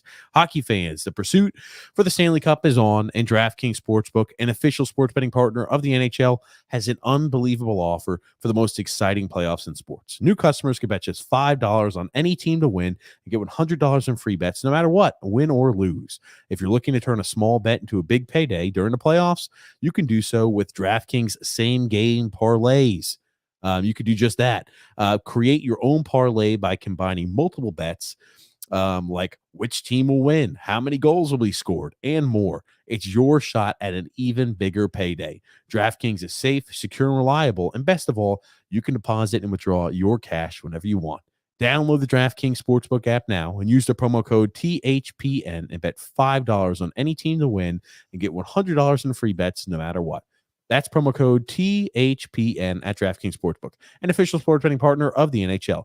Minimum age and eligibility restrictions apply. See the show note in the description for additional details. Got comments here. Yep, Drew L. Yep, smash the like button and subscribe. Absolutely, Drew. What's up, Jason C? How are you doing? Coach Tommy B says here, life goes on, gents, but how different it will be is another question for certain. I think that we're going to have better result next year. It's not guaranteed, but I think we're going to make the changes that are needed to have a more successful team on the ice. David S. says, hello, what's up, David? How are you doing? Connor saying, thank you guys for the emergency podcast Monday. It was much needed. Thankfully, I wasn't as shocked as the cartel media because I listened to this podcast. That's right. We look at all different scenarios here. That's right, Connor. There. Thanks always for listening and tuning in. But yeah, we weren't shocked. Emmanuel R says the best part about firing Barry is Lou put all the pressure on himself. Now it's a make or break time for him. I agree. There's no more discrepancy or question as to who is more at fault. We'll know really quickly who the mastermind to the struggle is. And this is his last hire. He won't get another chance. This is his baby now. Anthony R. says, we're getting killed in the media about firing Barry Trotz. The fan base and the forums are losing their minds. They want Lou's head, LOL. Unintelligent fans, honestly. They don't. Were they happy with this season? Were they happy? I don't know. You tell me. Was the team going to win a Stanley Cup with Barry Trotz? No. Is it going to win it with somebody else? Probably not. But you know what? That's okay. Lou made the judgment. He talked to the players in their exit interviews. He didn't like what he heard. Coach has to go. I kind of hear from Frank K saying, I swear to God, Brent Thompson better not be the next coach. I'll flip out. There's about a 0% chance of that happening. I can't buy that. A guy who was on a hot seat in the AHL last year, waking his way up to an NHL team when they have a finite window, there's no chance of that. Anthony R. saying, Lou is feeling the pressure now. I see him making a bunch of moves this offseason. I'm fired up. Same here. I just hope he does. That's what I want. I want a lot of change on this team. We need change. D-Cut saying, nice shirt, Grump. Thank you. Emmanuel R. also saying here, I think if Lou doesn't hire a first-time NHL coach, I bet it's Joe Quenneville. His approach is more balanced to the rest of these retreads. That's very possible. Quenneville's the best guy out there. He is the best coach out there. If he didn't have the baggage, that's an easy selection. But he'd still be in Toronto, in Florida if he didn't have the baggage, right? Drew L. says here, Grumpy, you may have not said he had Dumbo ears, but I said it through the screen. Well, thank you for that, Drew. Tom B said, I can announce that I'm being hired as the next head coach with D-Cut as my assistant. Yeah, the coach doesn't matter, you said. That's it. It doesn't matter. If those two guys are the coaches, doesn't matter. Chris says here, I don't get the shit everyone is saying on Twitter about firing Barry. I think it just had to be done. It did. If the players, and particularly Matt Barzal, was not going to resign or was unhappy with Barry Trotz, the coach got to go. Barry got the most he could out of this group of players. He did a great job. Got the maximum out of their abilities, probably more than the ability they have. Need a new group of players. The other ones tuned them out. Time to move on. Nothing wrong with that. There were a lot of items as to why he needed to get fired or to get relieved of his duty, is a nice way of saying it. That was one of them. There's a whole bunch of them.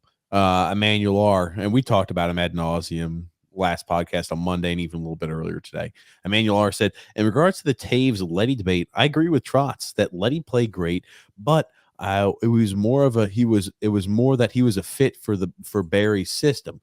Doesn't mean that he is more talented than Taves, but that was the problem. If you can't see anything but your system, it's no problem jettisoning him. Honestly, you want the most talent on your team. You do. Devon Taves wasn't an abomination defensively. He'd only played, one full year?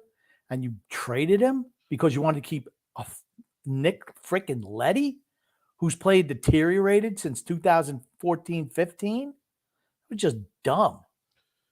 Matthew S. says here, I need to see how this plays out before I bring out my opinion. No, I think we should be excited. I don't think that I 100% do believe that the room tuned him out towards the tail end. I remember Frank K asking that earlier on in the season. I said, no, not yet.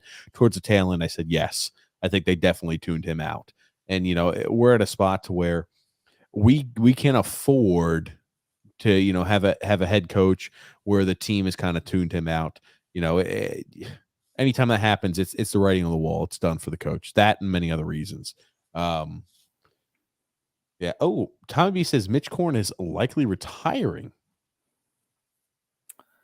I just make sure he's not going anywhere else. Still under contract. D-Cut says, I think Tampa Bay's finished. Looked like they ran out of gas after the first period last night. Yeah, Toronto, I'll tell you what, the officiating's been really, really, really generous to Toronto in this series. Just really has been. And Toronto's playing like they want to win. Kudos to them. Owls 44 says, amazing. All the comments I see about the Islanders missed the playoffs because of the road trip /COVID. Nobody seems to notice how uninspired the team played. Their win-loss record against winning teams as well. Yep. Something we've been talking about for a long time that people just don't care about. And that was evident from the preseason on. It was very evident. We brought it up before the season started. That's why you come here, honestly. Why, Grumpy? Because you want to be with the curve. Be ahead of the curve. We are the curve here. God damn it. How many times? I was trying to set you up like a volleyball set. I said, why, Grumpy? And I was just expecting you to say, because we are the curve. And you butchered it. Okay. Frank K says Vasilevsky looks shot. Oh, I disagree. He was really good in the second period last night. One shot he should have saved, but he made a bunch of tremendous saves in traffic yesterday. He's not shot. Tommy B else says Sorokin's a stud with or without them. I do agree with that. I think Sorokin's a guy who's an unbelievable netminder. I think he's better with Pierre Greco and Mitch Korn than without them, though. But I think he's going to be solid with or without them. Okay. Yeah, I think so too. Jurel says, but now it's the best time to sell the vets. Obviously, that's not a surprise take or not a surprise take or anything. But does Lou think that way? We're going to find out real quick. That's why I said, it's no need to worry about all the, what are we going to do? It's going to be sorted real quick. You know what I mean? We're going to know really quickly what direction we're looking at this offseason. Does Lou think that this group really has a shot at the cup with a couple of tweaks? We're going to find out, because if not, you might as well start moving whoever you can.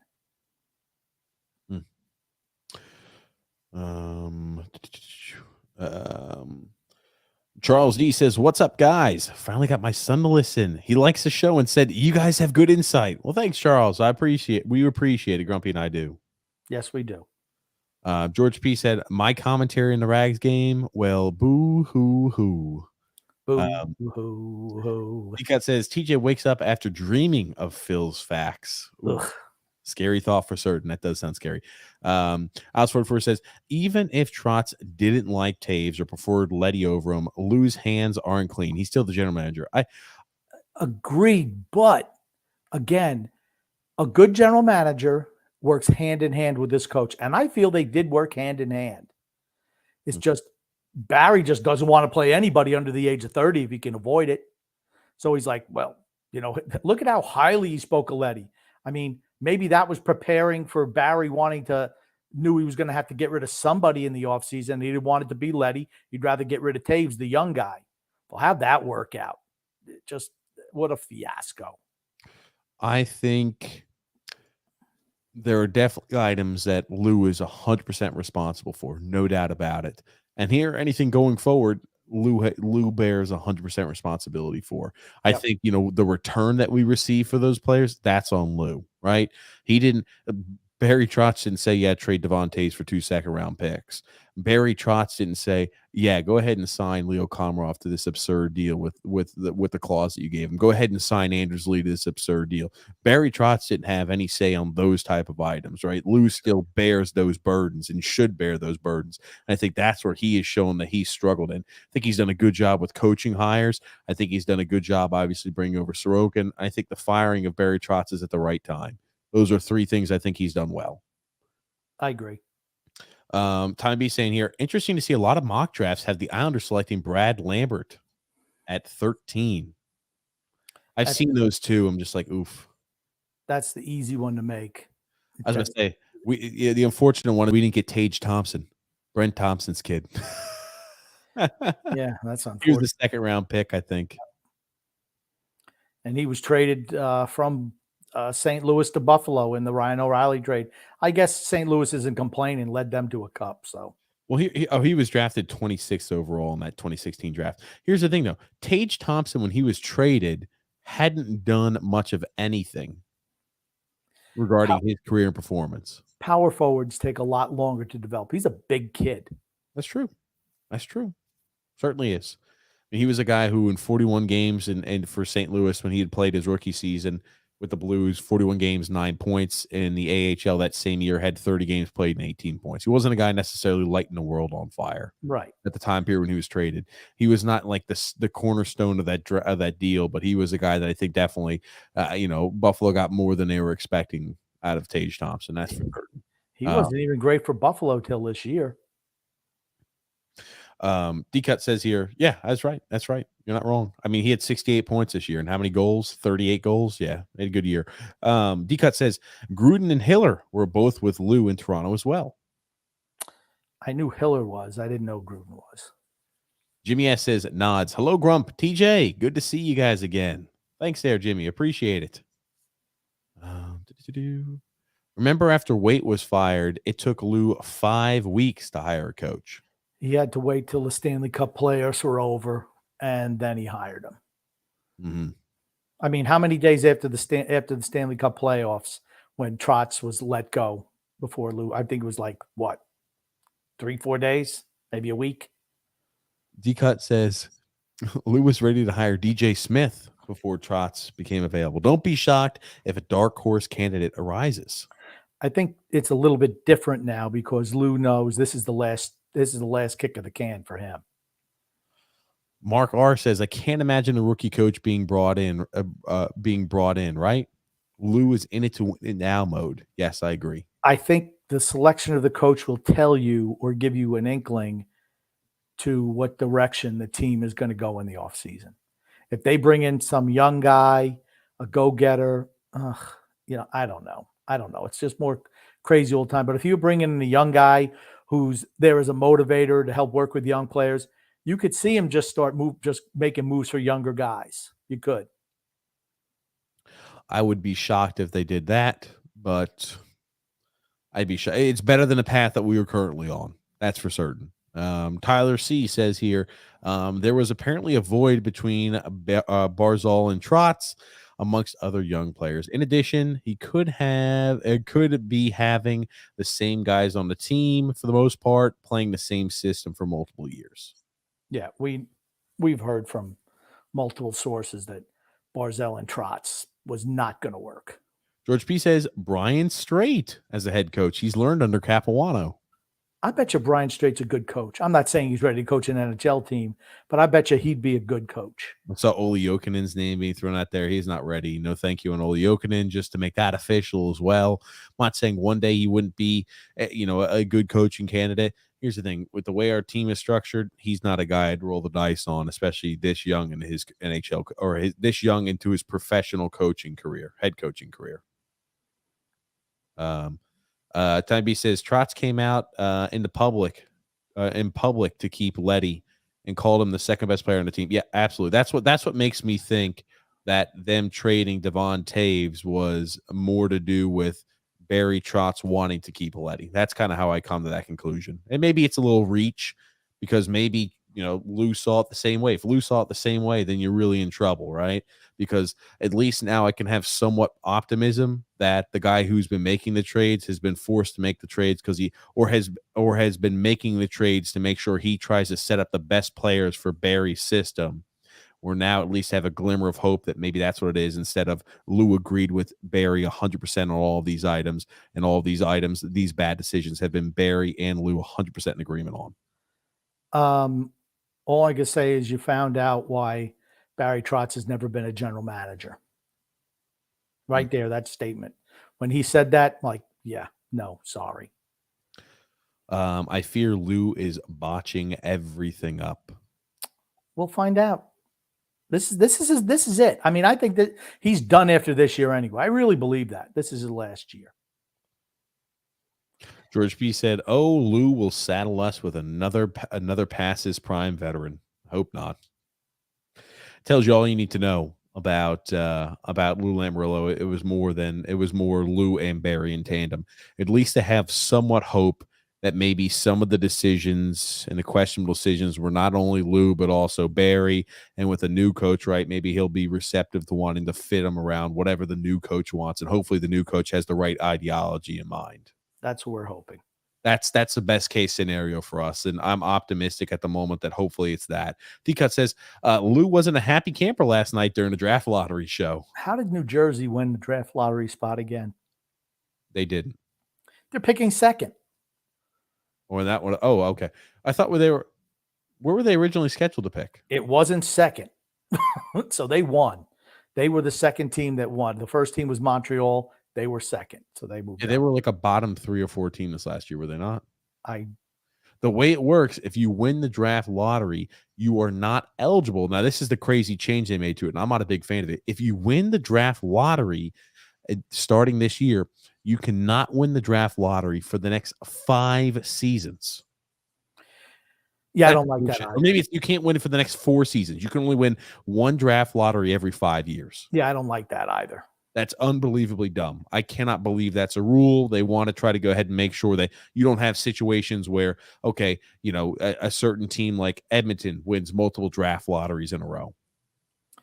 Or the Rangers. Yeah. I think or the Devils. The excitement. Was that? Or the Devils. Yeah. I don't have any issue at all with it. Me neither. It's stupid. If you're that incompetent and you're bad, you deserve the pick higher. Simple as that. True. George P said, "Stop. Next year is already over." I'm not that pessimistic. Not yet. Tyler C says here, here's the thing. At least with this change, it means that Lou was not completely blind to the team needing significant change. I think that the change of the head coach is one of those items that hopefully lead us on that track. He's not dumb. He's not dumb. Yep. Tyler C says here, we should trade for Matt Duchene, Fiala, or Bertuzzi. Simple. Grumpy's not a fan of Tyler Bertuzzi. Yeah. No. Duchene, no. And Fiala, they're not trading him.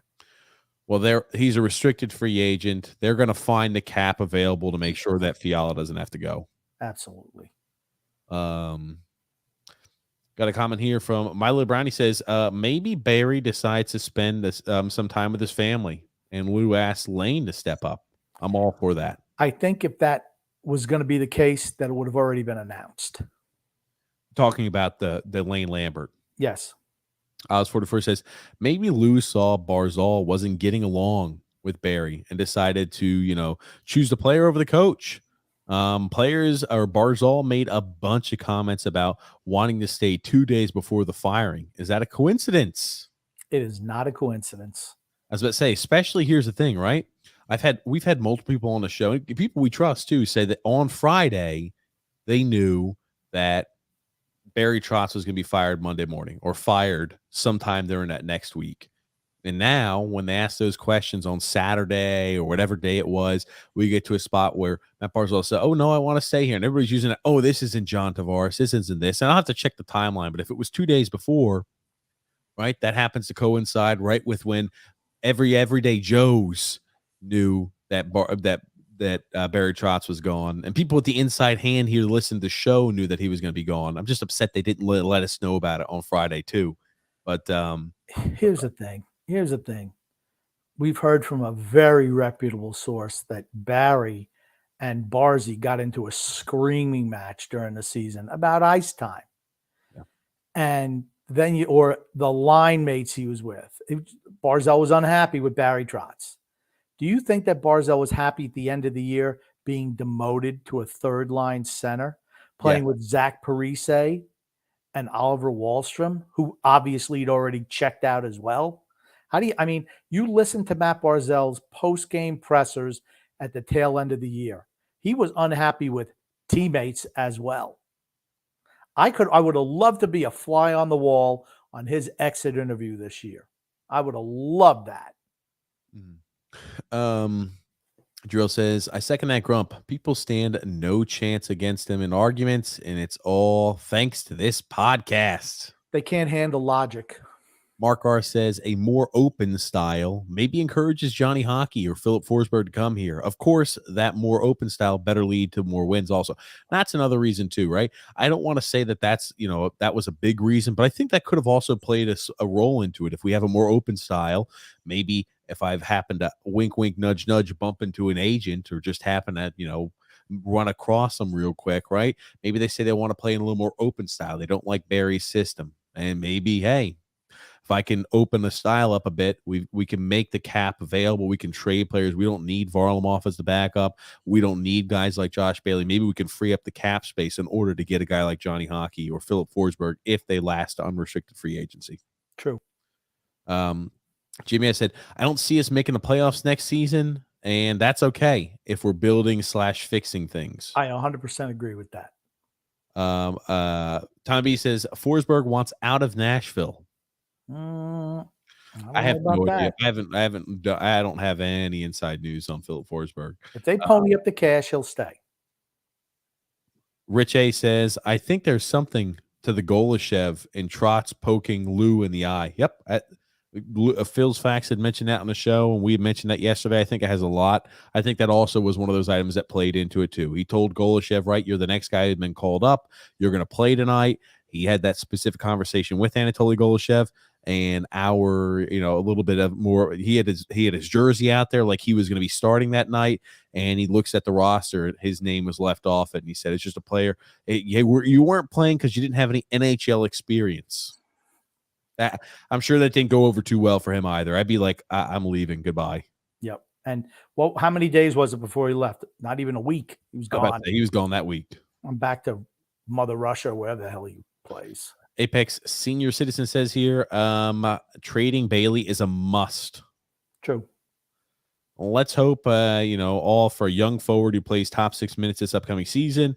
And also, did you guys go over prospects you'd like to be drafted? Not yet. There's so many other things. We will be covering that. We will be having shows talking about the prospects we want beforehand. Trust me, we'll cover that ad nauseum, but not yet. A little early yet for us to start talking about that on the show. Emmanuel R says here, "I think the main reason Lou fired him is because he wasn't malleable. Barry's mistakes were predictable. Leo on the top line is a Trotz move, and you're never going to change my mind on this." Yeah, he's a one-trick pony, and he's a really good regular season coach. I don't think he's a great postseason coach, even though he won a Stanley Cup. I think everything fell into line for him that one year. But other than that, I just don't think that he makes adjustments well. I forgot to mention this at the beginning of the show. We will not be having a podcast this Saturday evening. Oh. Are you going to tell them why, Grumpy? Fine. I'll let them know. Grumpy's got he's got a scout. He's going to be a scout out there in the on the field. Grumpy old man's going to be looking and scouting Atu Ratu. I think they're coming to town where Grumpy is, so he's going to watch the Bridgeport Islanders and give us his feedback there of the game. For everything I've heard, people love what they've been seeing out of Bridgeport. I don't have the AHL TV, so I don't watch the AHL games, or at least the playoff games. But from what I heard, Atu Ratu is really impressing, and I also want a scouting report on Samuel Bolduc and our most talented prospect, a forward who's a right wing named Simon Holmstrom. I want a scouting report on him as well. I did hear that he's running the popcorn stand in section 106. Okay, well, there we go. But we will not be, long story short, we will not be having a podcast this Saturday evening. Grumpy will be out in the field. He'll be watching the Bridgeport Islanders. That's right. That's what I hope. Don't sound too excited. Don't get too much. I was supposed to go with my son, and now all of a sudden his girlfriend has a friend coming into town, and they're going to watch a minor league baseball game. I'm like, dude, you said you would come in with the game. I mean, are you that much of a little whippy that you're not going to come to the hockey game with me? And he hasn't responded yet. So maybe he's a little whippy. I don't know. So so that I didn't know that was a hot topic for you, Grumpy. So maybe we're going to have to make friends. You know what? Hit up Mikey Ryan. Go to the game with Mikey Ryan. He's in the area. What do you think? I'm panhandling for somebody to go to game with me? I'm not doing that. I didn't know if you needed somebody to be your friend there with you, Grumpy. I don't need any friends. Fair enough, Grump. Fair enough. Okay. Yeah, Quenneville's still banned. Yeah, I assume if there's a large enough interest, I assume maybe Bettman will reinstate. Who the heck knows? That's one of those topics that we'll always be interested in monitoring. John V says, do you think there's any chance they consider Tortorella? I hope not. No, I don't think so. Jeff S says Larry Robinson, Dan Bilesma, Randy Carlisle, Tortorella, Quenneville is possible, but there are issues with them. Larry Robinson's not going to be coming back to coach. I don't see any of those guys, honestly, fit except for Quenneville. Trevor McGill got shelled tonight. It was like batting practice for the Nationals in D.C. Well, they had to lose a game sooner or later. Babcock is a possibility. There you go. Grumpy, Babcock is a possibility. Brian B says, I could care less who wins if it's not the Islanders. I don't care if it's the Rangers or the Penguins. He says Babcock not going to be his choice. Tommy Baffey also said there was no way that Barry Trotz was getting let go at the end of this year. Absolutely was adamant about that. Mario says here, there's no way Babcock will coach the Islanders. There is a bad history between Lamoriello and him and the Toronto. That's what I say. There were bad items that popped up between him. Babcock said he knew as soon as Lamoriello was gone that he was going to be let go. So it sounds like that Lamoriello had Babcock's back, at least as far as Babcock is concerned. Maybe time heals all wounds. So maybe you can hold on to that glimmer. Yeah. Not Tony Chi says, what the hell is wrong with Shesterkin? His defense. They're not great defensively as a team. If you're looking at an older name, Claude Julien is one to keep an eye on. There you go. Claude Julien, Grump. He didn't even last 1 year under Lou Lamoriello. Not even a full year. And then Mario says here, Lamoriello actually begun to tell Babcock who to play. Babcock ended up going to Shanahan and basically told him it was either him or Lou Lamoriello. And I guess Shanahan got rid of both of them. He said, screw it. You both can't play nice together. You're not getting results. You're both freaking gone. That's one way to handle it. Yeah.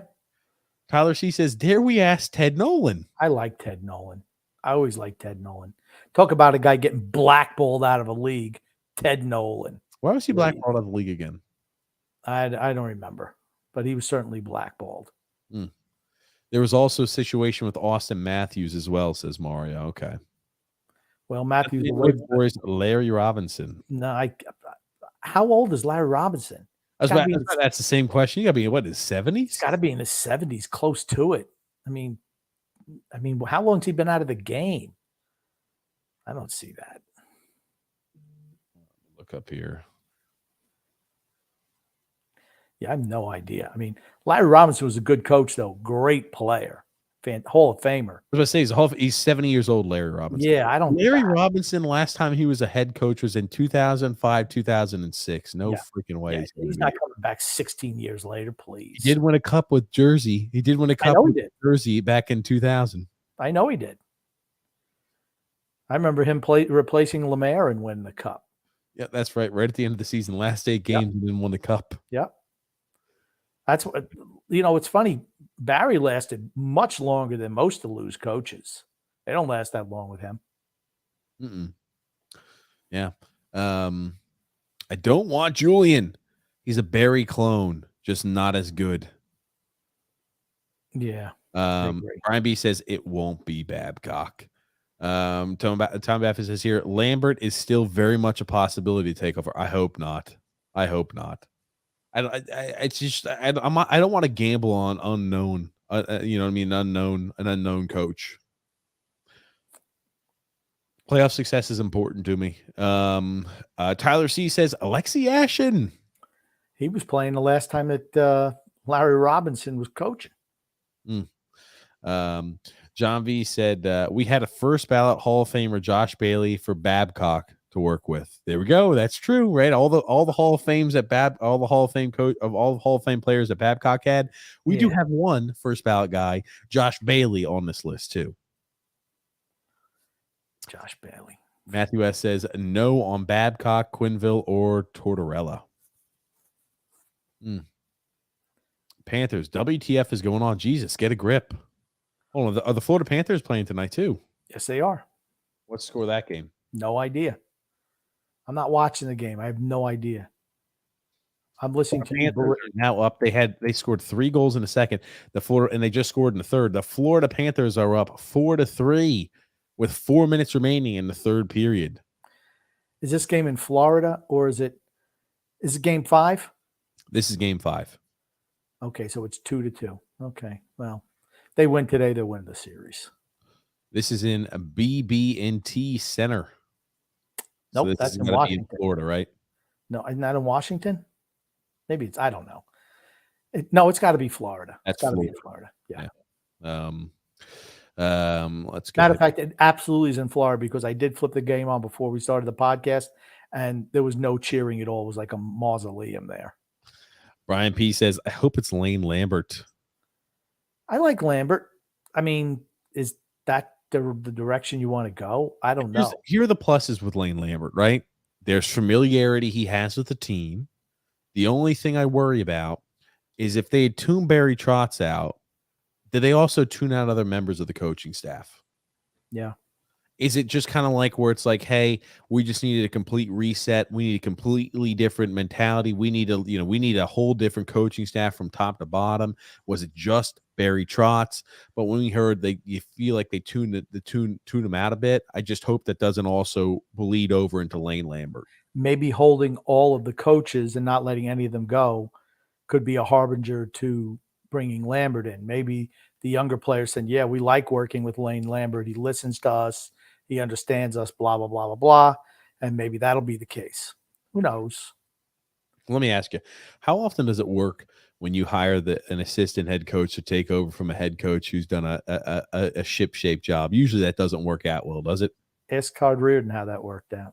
And I was going to say him, but he's not the only one. But usually that type of stuff doesn't go over well. I'm sure it does sometimes, but I think more often than not, it usually is not a good idea. I just think if they were going to give him the job, they would have done it right away. The thing is, he does have familiarity with the team. Has got familiarity with the players, and they know exactly what they're getting in Lane Lambert. So it's not like, Lane Lambert's been here 1 year. Todd Reardon was only there for 1 year before they let go of Barry Trotz, correct? I don't know. I don't know.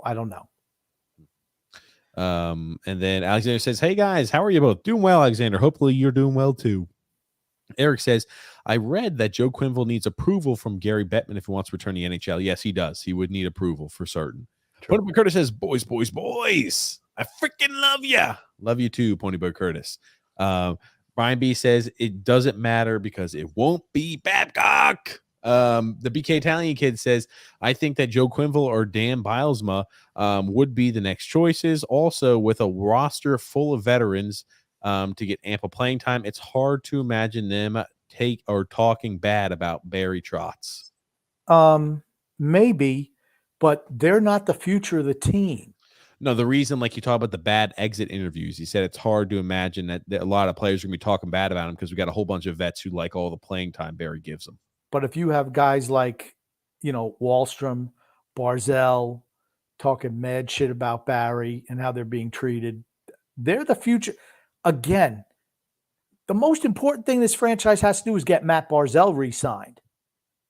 And if he's saying, if he's here, I'm gone.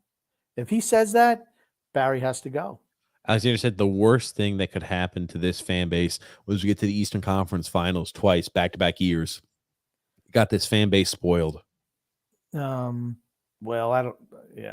I guess.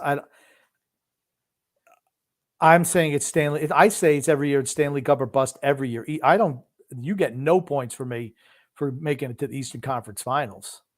Matthew has said, I'd love Rick Tocchet. I think he'd be a good guy too. Tommy says Lou has plans of staying at least 2 more years. Well, we'll see. Punta Curtis says, bring in Paul Maurice.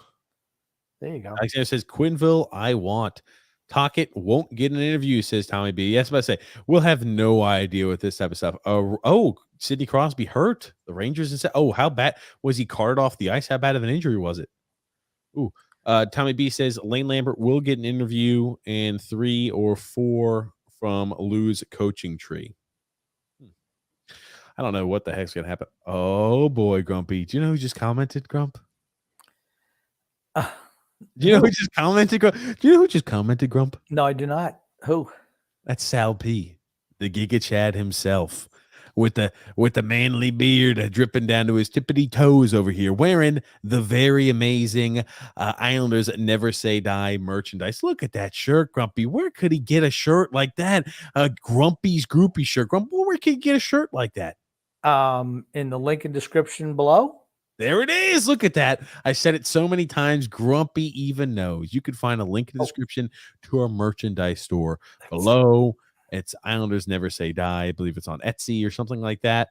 But yes, Sal P looking cut fresh to the tee. Grumpy he says, "Hey fellas, speaking of Rick Tocchet, didn't he try to gauge out gouge? Oh, I'm sorry, gouge out one of the Islanders defensemen, Dean. Who is that? How do you pronounce that name? Dean Chenoweth. Gene Chenoweth's eye. Dean Chenoweth's eye with a fight earlier in his career. I think in the mid '80s. Tocchet was a punk. Honestly, I hated him as a player, but I think I wouldn't mind him as a coach. John V says, hard pass on Joe Quinville and his baggage. We don't need that distraction. You know what? It would only be a distraction. He's still banned. I don't think he's going to stay banned for long. I think they're going to, I don't know. Maybe he does stay banned. When I read the tweets from Elliot as well as from, I think Alexander, I can't remember his last name. Was it Strickland? That there's a lot of interest behind him. I know there are a lot of other teams who are inquiring about him. Yeah. You know what it tells me? Other organizations don't view his baggage as being that heavy. That's what it tells me. Yeah. And he wins. If it was, name any failed coach, Mike Meow, it would mean more because he doesn't win anything. Matthew C says, I hated Rick Tocchet. Everybody did. The Wicked 50 Cal said Claude Julien for me is among the worst choices in my opinion. The Canadians are my second favorite team, and he's a wannabe Trotz, but worse. Yeah, they want to get away from that style. The struggles that Carey Price had did not help him in Montreal. Simple as that. Michael M says here, you guys are back in action. For certain we are, Michael M. For certain we are. Matthew C said, I want Ted Nolan back. There we go. Jeff E says, what's all the excitement for Ted Nolan? What's his resume again? Blackballed. He was blackballed. I forget what it was. I don't think it ever really fully came out, but he was blackballed in the league. And then we gave him a shot because he was really good in Buffalo, really good. And then he got blackballed. He was here for a couple of years and actually did okay. And then that was it. I think he's coaching on an Indian reservation somewhere up in Canada. Ted I always Nolan. like Ted Nolan. Look at how many years he went. 10 years. 10 years in between coaching gigs. Well, he's got to be up there in age now too, though, doesn't he? 64. Yeah. See, I mean, okay, things didn't hold on. They were miserable in Buffalo towards the end. Come on. Okay, I'm not talking about his second time, his first time there, is what I'm talking about. Is that really spectacular? Yeah, Buffalo's always been bad. Look how he turned him around in a year. He was a good head coach. Okay. And he was coaching us during the freaking dark times. I always liked Ted Nolan. I just, he was given a raw deal. But again, he's too old. Who wants some guy in his 60s coaching?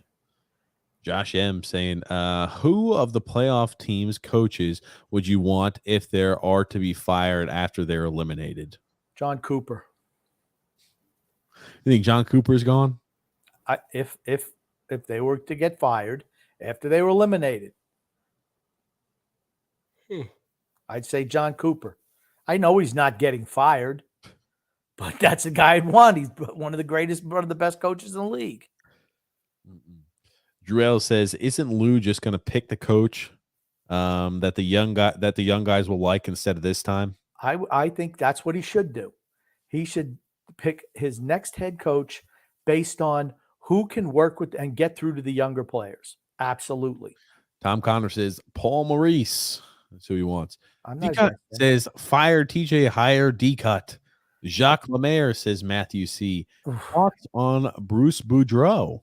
He's done a nice job in Vancouver. I don't think he's a guy who's going to lead you to a Stanley Cup either, though. He's older too. I wouldn't have an issue with if he was available, Bruce Boudreau. He's not, though. Right? He's Vancouver's coach, is he not?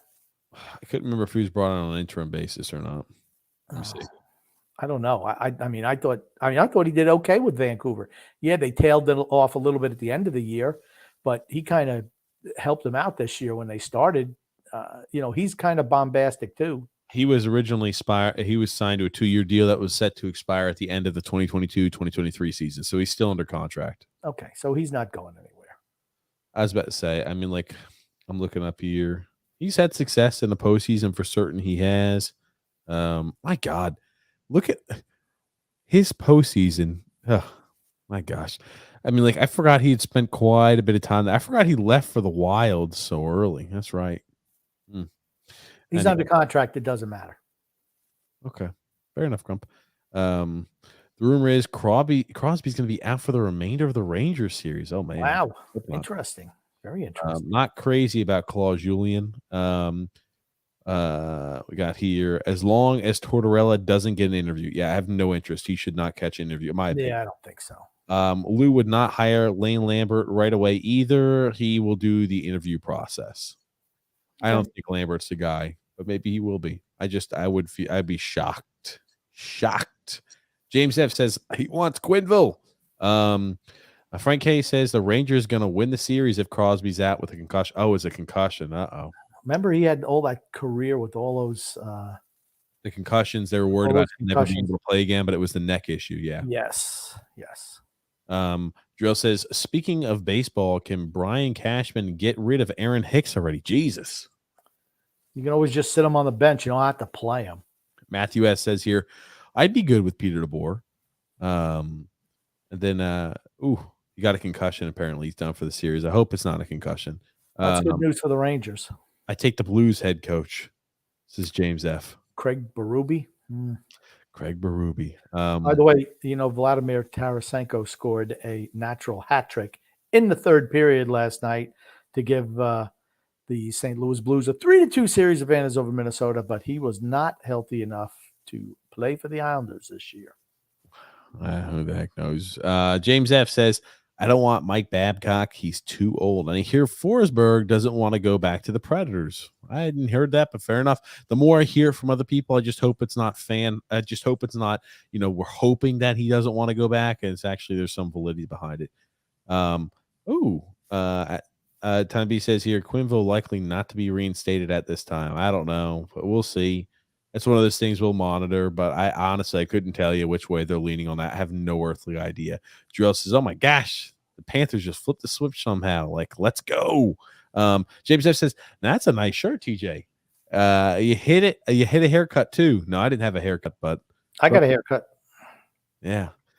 Jeff E says here, doesn't Babcock have a rep of being a dick towards his players, and didn't a lot of them file complaints? Yes, but Grumpy still wants Babcock. If it's a 1 year thing, why not? If you're going a young player out, no, then I want a younger guy. If we're going with the veteran team, I want him for a year. No problem there. You're not married to these head coaches, James F says here, Grumpy, last night the Yankees game, Aaron Judge walked off home run, first time in his career. I saw that, and I was really surprised that was his first one of his career. Gleyber Torres carrying the team despite a 222 batting average. Not Tony Cheese. We got a lot of comments from. Not Tony Cheese says here, doesn't the team remind you a bit of the 2009, 2010 New York Jets? Gosh, when Parcells was coaching and Vinny Testaverde was the quarterback, yeah, maybe a little bit. Jimmy S says here, but how do we make any moves? Our boys are old and slow and getting big bucks. That's Lou's job.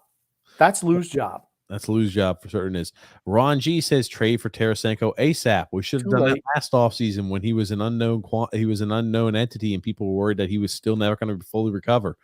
Hey, I take it on if the doctor, and Grump says it too, if the doctor vouches on it, I usually think that he's probably got it fixed. Yeah. And then Time B says here, the simplest terms, Lou will never be fired by Malkin. He will leave on his own term when he decides to leave. I hope not. If he makes a hideous offseason, he should be fired. If he does absolutely bad, he should be fired this offseason. If they don't improve and are not a good playoff team next year, he should be fired. If we're not creative with what we need to do to make additions to this team this offseason, he should be gone too. Yep. He's made plenty of mistakes before in the past, and just because I think he's made a right decision here doesn't mean he's absolved for those mistakes. And then Jason C says here, never question Grumpy. Oh shit! That's right. Just because you can't grasp my intelligence, TJ, doesn't mean that I have to continually answer the questions. It's like I'm trying to teach astrophysics to a Cro-Magnon man. I just can't get through to you. I thought you were about to say a kid in the special, a kid who rides a short bus. James F says, TJ, don't fall asleep when Grumpy speaks, LOL. And if the Bruins lose a series, how about the Islanders go after the coach? That would be if Cassidy gets fired. Now, I like Cassidy. Here's the thing. He calls his players out. I'm going to tell you right now, he absolutely calls his players out. Not necessarily by name, but by description and number. So, figure it out. Yeah, we got this one guy on our team, 27. Yeah, he's about 6'2". He went to, the University of Notre Dame and played college hockey, and he's on a first-line left winger. He's really been playing like shit. People are saying that if they don't win a playoff series, that he could be out. Why not? Yeah, I like him. I think we talked earlier. I think he's a good coach. Yeah, Cassidy's not. I wouldn't be opposed. He's not, he's not a guy who has he doesn't have extensive playoff experience, does he? I don't know. He's been there a long time. He took over for Julien. So what's he been there? 5-6 years? Let me see. I mean, they've had some playoff success. Give me a second here. He is. Long story short, you could do a lot worse than Bruce Cassidy. Let me just put it that way. That's true. And even Butch Cassidy. Whenever I think of Cassidy, I always think of Butch Cassidy. That's why I put it in there. Manfred S says, player-wise, what do you think of Leon Draisaitl for Anthony Beauvillier, Scott Mayfield, and Semyon Varlamov? A reach for the Oilers to bite, but I'll bite on this one. I mean, maybe if Draisaitl was in a car accident, which left him crippled, they would consider that trade. Other than that, no. As I say, even as much as Edmonton needs defensive help and goaltending, they could. He's one of the top 4 or 5 players in the league right now. If you wanted to get it, if you want to get Draisaitl, you'd have to give up Matt Barzal. You'd have to give Matt Barzal, Varlamov, and Noah Dobson. Yeah, that's It'd have to be something like that. Yeah. Sorry, Manfred, that's not happening. We could dream though. James F says, Sirius NHL channel said which team or the team who loses in the first round or which team who loses in the first round's head coach will be fired. Maybe hire one of those coaches if they fit the Islanders. Mr. Buster says here, here's what really pissed me off about Trotz. At the beginning of the season, Sorokin was playing great and the Islanders were winning, but Trotz had to force Varlamov back into the rotation with Sorokin. It's based on Barry's slavish devotion to the veterans, period. That's what he's all about. Does not want to give a young guy a shot. I think player personnel decisions also played a role in him getting fired. I have no idea how much, but I think it played a role. Yeah. And do you think Lou wants a coach by draft day? Yes. Yes. We will have a coach before the playoffs are over. I firmly believe that. They're not going to go into the offseason without a coach. You're absolutely not going into the offseason, going into free agency period without a head coach. Grump, you were joking around, I assume, about Tortorella, were you not? Yeah, no. Yeah, no way. I can't see. I thought you were joking around, but I saw the comments. I'm like, maybe people didn't take it as you joking. Oh, yeah, I thought you were joking, obviously, the whole time because you're doing that over the top bullshit. Yeah, so no, I knew you were joking around. But his style, I could see his style waking the players up, but no, he's not a fit here. He's another guy, though, just a couple of years before he burns out the players and they all want to leave. He's got a very short shelf life. He's unbelievably short shelf life. Yeah. It's like Jose Mourinho in soccer. He's a good coach in a short span. He lasts for about like maybe 2 or 3 years, and he's done. Team doesn't deal with him anymore. They say kick rocks. Tortorella's like that too. Yep. Hiring Tortorella for the team will turn against him, and the team will not win. I agree with you, TJ. Yeah, no, I was just joking about Tortorella. And then Drew L says here, you know what they say, TJ? Trauma as a kid turns into pleasure as adults. What the hell? Maybe Grump just wants his Jesus Christ. The Wicked 50 Cal says the only part of Tocchet I don't like is that with the Coyotes, he clamped down on their offense as well. I'm not sure if he would be okay with letting the players play a more free game. I think if he had more talent there, okay. But how do you improve a team? Honestly, most teams don't have structure defensively, particularly they give a lot of goals. So what's a good coach do? And Barry Trotz did it too. You go in there, you buckle down defensively. I think that Tocchet could do that, but he would also be able to realize, oh, I'm not a slave to my system, where Barry was a slave to the system. D-Cut says, Trotz got out of the first round of the playoffs all 4 seasons in Washington. Had to correct you, Grump. This isn't CNN. God almighty. He got knocked off by Pittsburgh every year, didn't they? No, you say that all the time, and you're usually wrong about it. I have people message us. I got Mark, and people message us. They didn't get knocked out. So 2 of the 5 years he was there, they got knocked out by Pittsburgh. Oh, okay. Who else was he losing to? Hold on a second. Let me pull it up. Just so we can set the record straight, Grumpy. Time to set the record straight. I'll pull. All I know is I'm glad he's gone. Let me just put it to you that way. Good riddance, Barry.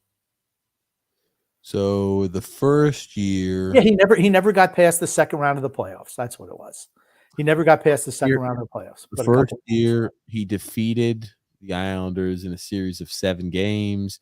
Then he lost to the Rangers in 7 when he was in Washington. The next year, he beat the Flyers and lost to the Penguins. The year after that, they beat the Toronto Maple Leafs and lost to the Penguins. And the last year he was there, they won the cup. And they beat the Penguins. Then they dumped them. Okay. Set the record straight, Grumpy. Yeah, I'm glad Rich A says, laughing my ass off. F Babcock. F it, Babcock. Oh, when you said it, F it, Babcock.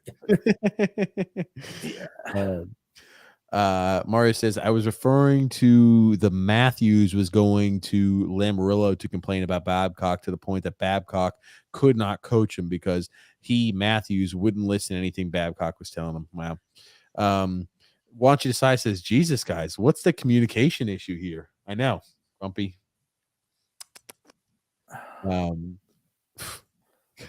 Drell was just getting excited about that Andrew Gross tweet. The Islanders are hiring Frank K as the coach, as a hairstylist. Yes. Wow. Okay. Yes.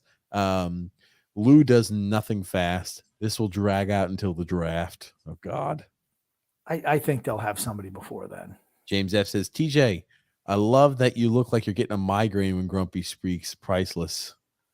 Not all the time, but I'm like, how are we not on the same page? I'm like, how the hell is that so difficult? My little brownie, maybe it's me, but I'm like, I feel like I was trying to explain myself and we were spinning the tires.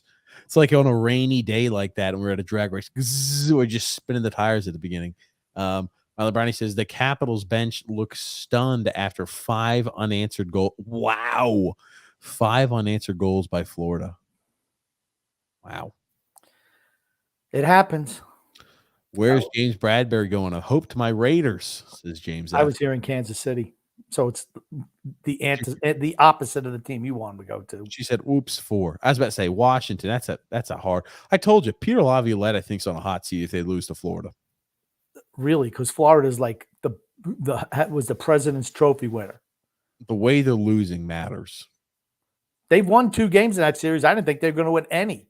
The way they played against us at the end, they look like they gave up. They have a short window, a very short window. They and do. If you're showing that you can't win in a short window, I'm not saying you're not a good coach, but you're not the right one for us. Maybe Peter Laviolette can come back here. How about that?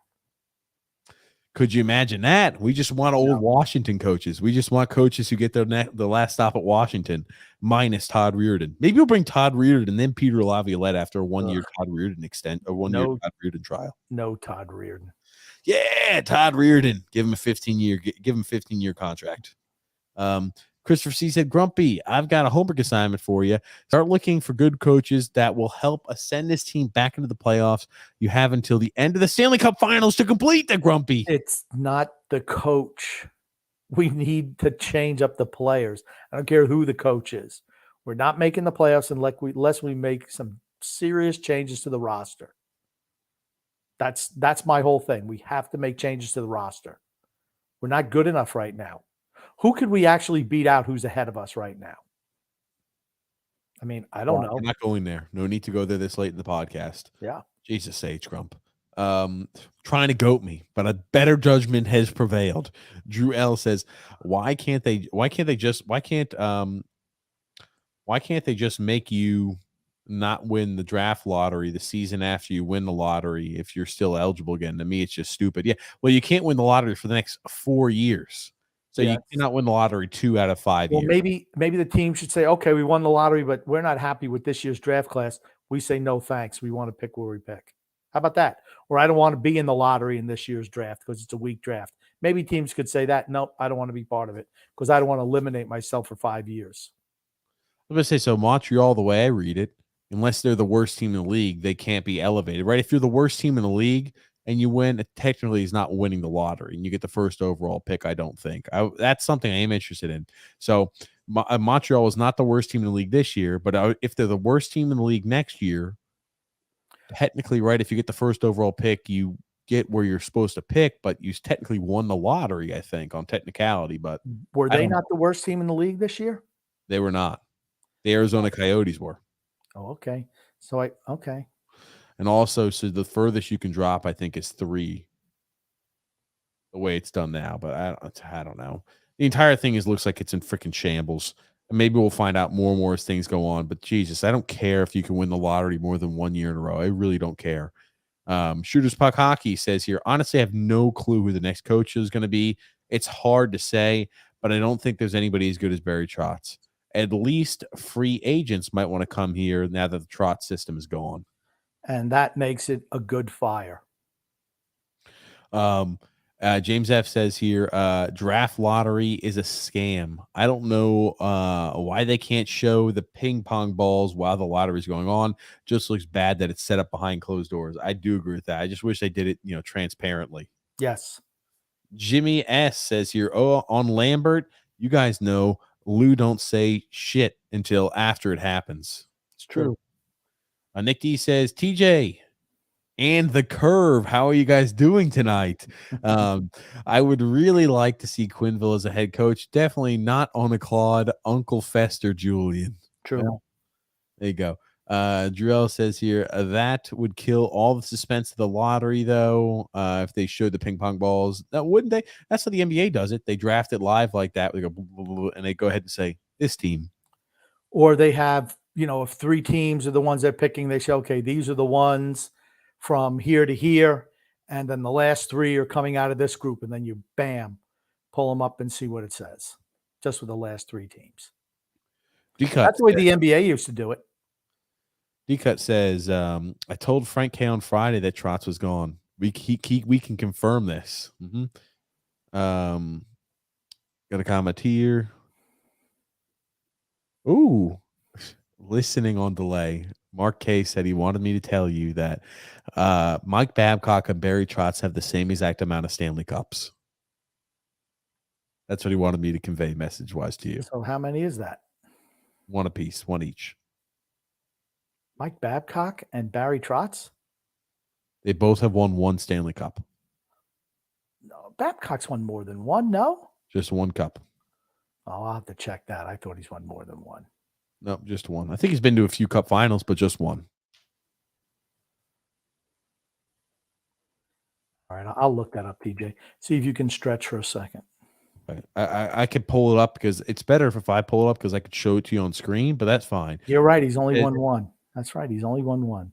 Which head coach would Barzal play well with? Anybody but Barry Trotz. Christ almighty. ABT. Anybody but Trotz. Jesus Christ. I can't with you this late in the podcast. David S. is, what do you think about the clowns who think that Trotz left us to be with family? I don't know. No, he was let go. I don't think it had anything to do with family. You know what it's like? I feel like that it's if you're in a situation where it's like you've been working at a job you haven't been doing well at recently, and you're kind of thinking to yourself, okay, I kind of see the writings on the wall, because I don't think it came as a shock to Barry Trotz. I'm sure it's not like, oh man, I just found out about this when I was called in the meeting. I never would have expected this. It's like how you rationalize it to yourself. Oh no, I was going to leave this job anyway. This gives me a chance to be, creative differences. This gives me a chance to explore my passion. That's why I'm leaving this job in shipping and receiving, because this is going to give me a chance to pursue my passion. Actually, I'm not fired. I'm going to have a chance to pursue my dream. I don't know. You resign. You resign. I'm resigning. I'm going closer with family. Remember when Urban Meyer and all these coaches said, I'm leaving and stepping away to be closer to family. They stay there for like a year, and in most cases, not all, but I feel like most cases when they say that, they go and they come back and they're like, oh yeah, I'm ready to be coach again. My heart issues, my family, I'm ready to be the coach again. Maybe it's not like that with Barry. Maybe he really wants to spend time with family. But I think his performance, I think, had more to do with the firing than anything else. Yeah, I mean, and he had a bad year this year. People forget he was terrible as a head coach this year. Terrible. Here's the thing too. If they really felt like he was the best coach to win them a cup, they would have kept, and even if he was like, well, I'm not committing to being with the Islanders, right? Let's say he wouldn't sign a contract extension. Let's say, they offered him, we want you to be a head coach for the next 3 years, or the next 4 years. And he wanted to say, I want to keep things open because maybe I want to go back to Winnipeg after this year. If they truly felt like he was the best coach to win them a Stanley Cup, even if it was, hey, we're only going to do it in 1 year, they wouldn't have fired him. They would have kept him intact for at least next year if they truly felt like he was the best option to win a cup. True. So it wasn't like, oh, you're still a buddy. And if you really want to go back home, he would have resigned like Paul Maurice did. Yep. I could go home. It's not like they would have been forced to fire him, because I assume ownership. Here's the thing: ownership wants a team to be successful. They really do, and they'll put any sort of money they can for this team to be successful. And I love that about the ownership group. This ownership group is the best ownership group, I'd argue, ever in Islanders history. But they would have said, if we don't have to pay him, if he's just going to step down because he wants to be closer to the family, keep the $5.5 million in our pocket. I do believe that also. Yeah. And then Alexander says Lou has to go all in on Johnny Gaudreau or Philip Forsberg. Now, Jimmy S. Go ahead, Grump. I'm going to say Johnny Hockey would be nice with Matt Barzal. Jimmy S. says here, I think we all know about our head coach before the draft. Kind of hard to draft without a head coach. I think so too. I think we'll definitely have one before the draft. BK says the best podcast. Thanks, BK. Drink up, fellas. Cheers. Regarding Johnny Hockey, Matthew S. says, "Oh, absolutely agree." Maybe he was agreeing that we're the best podcast. It was different platforms. One was YouTube, one was Facebook. But yeah, that's what it was. I'll go with you. Matthew S. agreed that we're the best podcast. Thank you, Matthew S. I'm not gonna. Yeah, don't worry. Even if he doesn't, just don't read that comment. Yeah, I was about to say, people who are listening, it was Matthew S. saying we're the best podcast. People looking at it, the YouTube changed their emblem, okay? Don't worry about it. Time B said the reason Trotz was not fired on Friday was Lou was still trying to convince Malkin to forfeit the $5.5 million instead of letting him stay as a lame duck coach. Trotz was offered a 1-year extension at the All-Star break and turned it down, and he was offered it again last Tuesday, and he turned it down again. Well, you know what? I'm glad he's gone. Here's the thing. Even if he was denying contract extensions, let me ask you this. Why, if they felt he was the best coach to win, was he not kept for the last year? That's it. Let him coach out his last year. I'm going to disagree with that. Yeah, I don't see it. But you know, brother number 3 says, I'll be your friend, Grumpy, going to the game. There you go, Grumpy. Brother number 3 will be your friend. Yep. Alexander says, TJ sent you a video of CM Punk in Long Island tonight during the AEW event. All right. Who's Babcock? Babcock. He's an old coach for the Red Wings back when he was at his peak, when he was coaching like 6 first ballot Hall of Famers. He was the coach for that team, and since then he's been kind of underwhelming. Bangkok is a Southeast Asian country. You tried to come off there as intelligent, but you botched it. Yeah, I know I did. The world, yo. I was gonna sing it, and all I thought of was Tyson singing that song, Mike Tyson, which was great. That was the best part of that movie, honestly. I remember seeing that movie in the theaters, and when he comes out at the end of saying, I'm like, holy shit, it's Mike Tyson singing Last Night in Bangkok. Last night in Bangkok,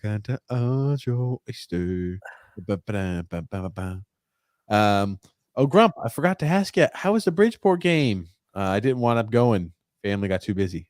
I'll be watching them this weekend in Charlotte. Tommy B says here, Shanahan fired Mike Babcock. I think there's a suspension coming for Jacob Trouba. I didn't see the hit, so I can't comment, but who knows? Drew L says here, I think I'll let you read that, Grumpy. I got a comment that I got to look to. I got a message for you. I think Lou should hire an assistant from Florida, Tampa, St. Louis, or Minnesota. Those are my 4 alternatives to the names that don't become coaches. Also, people were throwing out Scott Stevens as well. We did mention Scott Stevens. I mean, if he was an assistant coach somewhere for a year and he stepped down because he didn't want to be away from his family, well, that kind of disqualifies you as a head coach, to be honest with you. So that's the way I feel with that. Okay, here we go. Maybe this is the Crosby injury. Yes, it is, Grumpy. Hold on. This is probably the way that Crosby is viewing things right now, kind of fuzzy. Let's see. I want to put it on slow. I can't do it on slow motion. I'll do it. Well, just watch it full speed and we'll go slow motion. Get your head up. Get your head up. The elbow did hit him in the face. Yeah, get your head up. Get your head up. He didn't have a clean check until he throws this little chicken wing up there. Go boom, and he hits him in the face. But my God, here's the thing. Like, I promise you, there will be a suspension for Jacob Trouba, just like there was a suspension on Darnell Nurse for the hit he made. Jacob Trouba will be suspended. He ducked into that. He didn't leap at anything. Dude, Crosby was caught staring at his freaking skate. That's what I'm saying. He didn't. That's what I'm saying. He didn't leap into him. He hit him. I would have no problem If the shoulder was on shoulder action, he got knocked out and but Crosby, his head was down. What's a Trouba got to do? Drop down to his knees to throw a check there? Get your head up, Crosby. No. Go ahead. Yeah, I'm just saying. To me, that's nothing for Trouba, I don't think. I don't like. It's not natural for the elbow to be thrown and flailed up here. That's where I have the issue. He hit him. When you hit something, you don't just continue on your path. Shit starts moving. He never even leaves his feet, even after the check. Crosby's his head is down. Look at Trouba's even down. He's not lunging at him. He had his head down. He got caught skating across the trolley tracks. You get run over. I do agree. You got to keep your freaking head up. He should know that. But that's the way the league's played now. Here's the thing. That's a playoff. That's not a bad check, though. 5 years ago, that was just a playoff hit. That's just a regular check to me. And here's the thing. This is the thing the NHL does. Based off of the result, based off of the injury, or based off of the reaction that somebody has, that determines whether you get suspended or not. It has nothing else to do with anything else, but does it look like he's out for an elongated time period? True. Hold on a sec, Grump. Nice skating down. Okay. Here's a better angle. Hopefully we could see the entire item, because that was just in slow motion. Alexander sent us. Thanks, Alexander, for this one. Thanks for this one, Alexander. He sent us. I don't want that.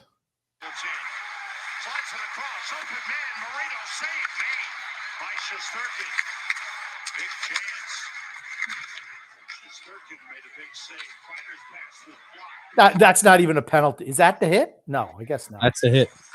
That's the hit, and he got up. That's a nothing.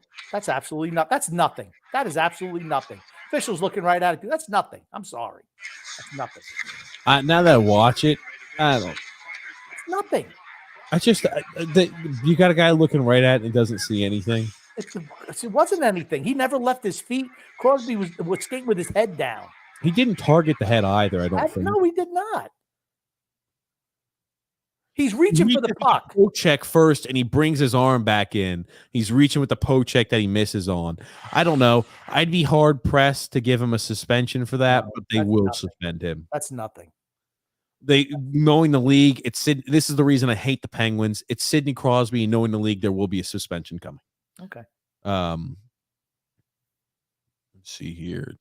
Sorry. Okay. Thomas Greiss retired and became a head coach. Book it. That's who we're going to hire next. Well, no, yeah, it'd have to be Varlamov. He'll have to retire, and we'll hire him as a general manager. Varley. Actually, TJ, it's called the Florida Live Arena. They changed it last year. Okay, gotcha. Grump, did you see the latest on Saul? I did. Yes, I did. Jimmy S says here, I think that Lane Lambert will be more offensive-minded, and the team responded well to him. They did. The younger players did play better under him. They did. REC says Lane is Barry with hair. I guess he makes sense on some level. Would he be as much of a slave to the system as Barry Trotz? I hope not. I like Lane Lambert though. I do. TJ, do you remember the four Beatles, or who the four Beatles are? Holy shit. We talked about this a couple of weeks ago. Do you remember? Ringo Starr. Ringo Starr, that's one. Who else? Paul McCartney. That's two. Give me a hint. I'm not giving you a hint. Yeah, I think you actually had the third one, but you couldn't get the fourth one. Those are the first two you named. John Lennon. John Lennon. Yes, that's right. Who's the last one? You didn't get this guy last time either. Oh, shit. I just can't remember that it was only like 2 weeks ago. Who's the last one? George Harrison. Oh, yeah. I'm going to get George Harrison. Really? Never? Was he like a groupie? Was he like the groupie in the background or playing the drums or something? No, Ringo Starr played the drums. Fair enough. He was a guitar player. Time B says Lane Lambert will also be a lot cheaper as a first-time head coach. Well, not hurting my pocketbook. I don't care what they spend on the head coach, but I'm sure the owners care. Yeah. Verhaeghe had a 5-point night. He used to be on our team, but wasn't good enough to make this team, if you can believe that. James F. saying the players are running the asylum. REC saying, did Barry hold back Bavillier, or is it just easy, or is he just an inconsistent player? I think he's an inconsistent player, but I'm going to say that Barry probably held him back too. Maybe a little bit, but I was about to say I agree. But I think it's a little bit of both. Impact, not a lot. David M says here, well, hearing that players had enough, it will be hard to stay mad considering the fact that the players win us games. Lou has to get all the moves right this summer. True, 100%. Oh, Mark K is also saying Claude Julien is notorious for not playing the younger guys. Oof. Then I don't want him. Then he's out.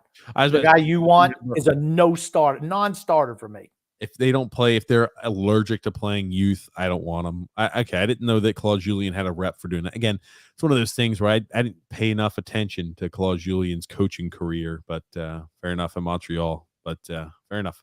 Joel said the team should hire Anson Carter to be coach. No. Oh, Ted Nolan's or Tommy B says Ted Nolan was blackballed. Be careful who you sleep with next time. I guess he slept with somebody or something like that. You know what? I bet you the guys who blackballed him doing the same shit. I'm just going to say that. Peter, I hate the holier than thou crowd. They always drive me crazy. Paulo C says here, I didn't like the way Trotz used the younger players. The one that stood out was in the shootout against the Flyers. Where he put Wallstrom, and he had no other choice. He scored as a ninth shooter. Yeah, true. Nuts. Let's say that Anthony Mantha is a little bit angry at the moment.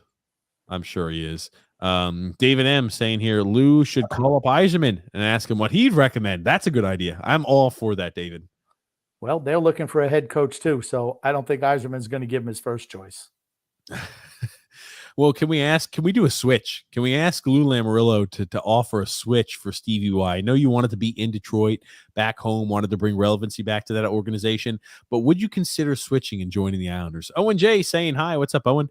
Florida wins, a big game for them. The Trouba hit was high on Crosby. He was seeing stars. Yeah, I disagree.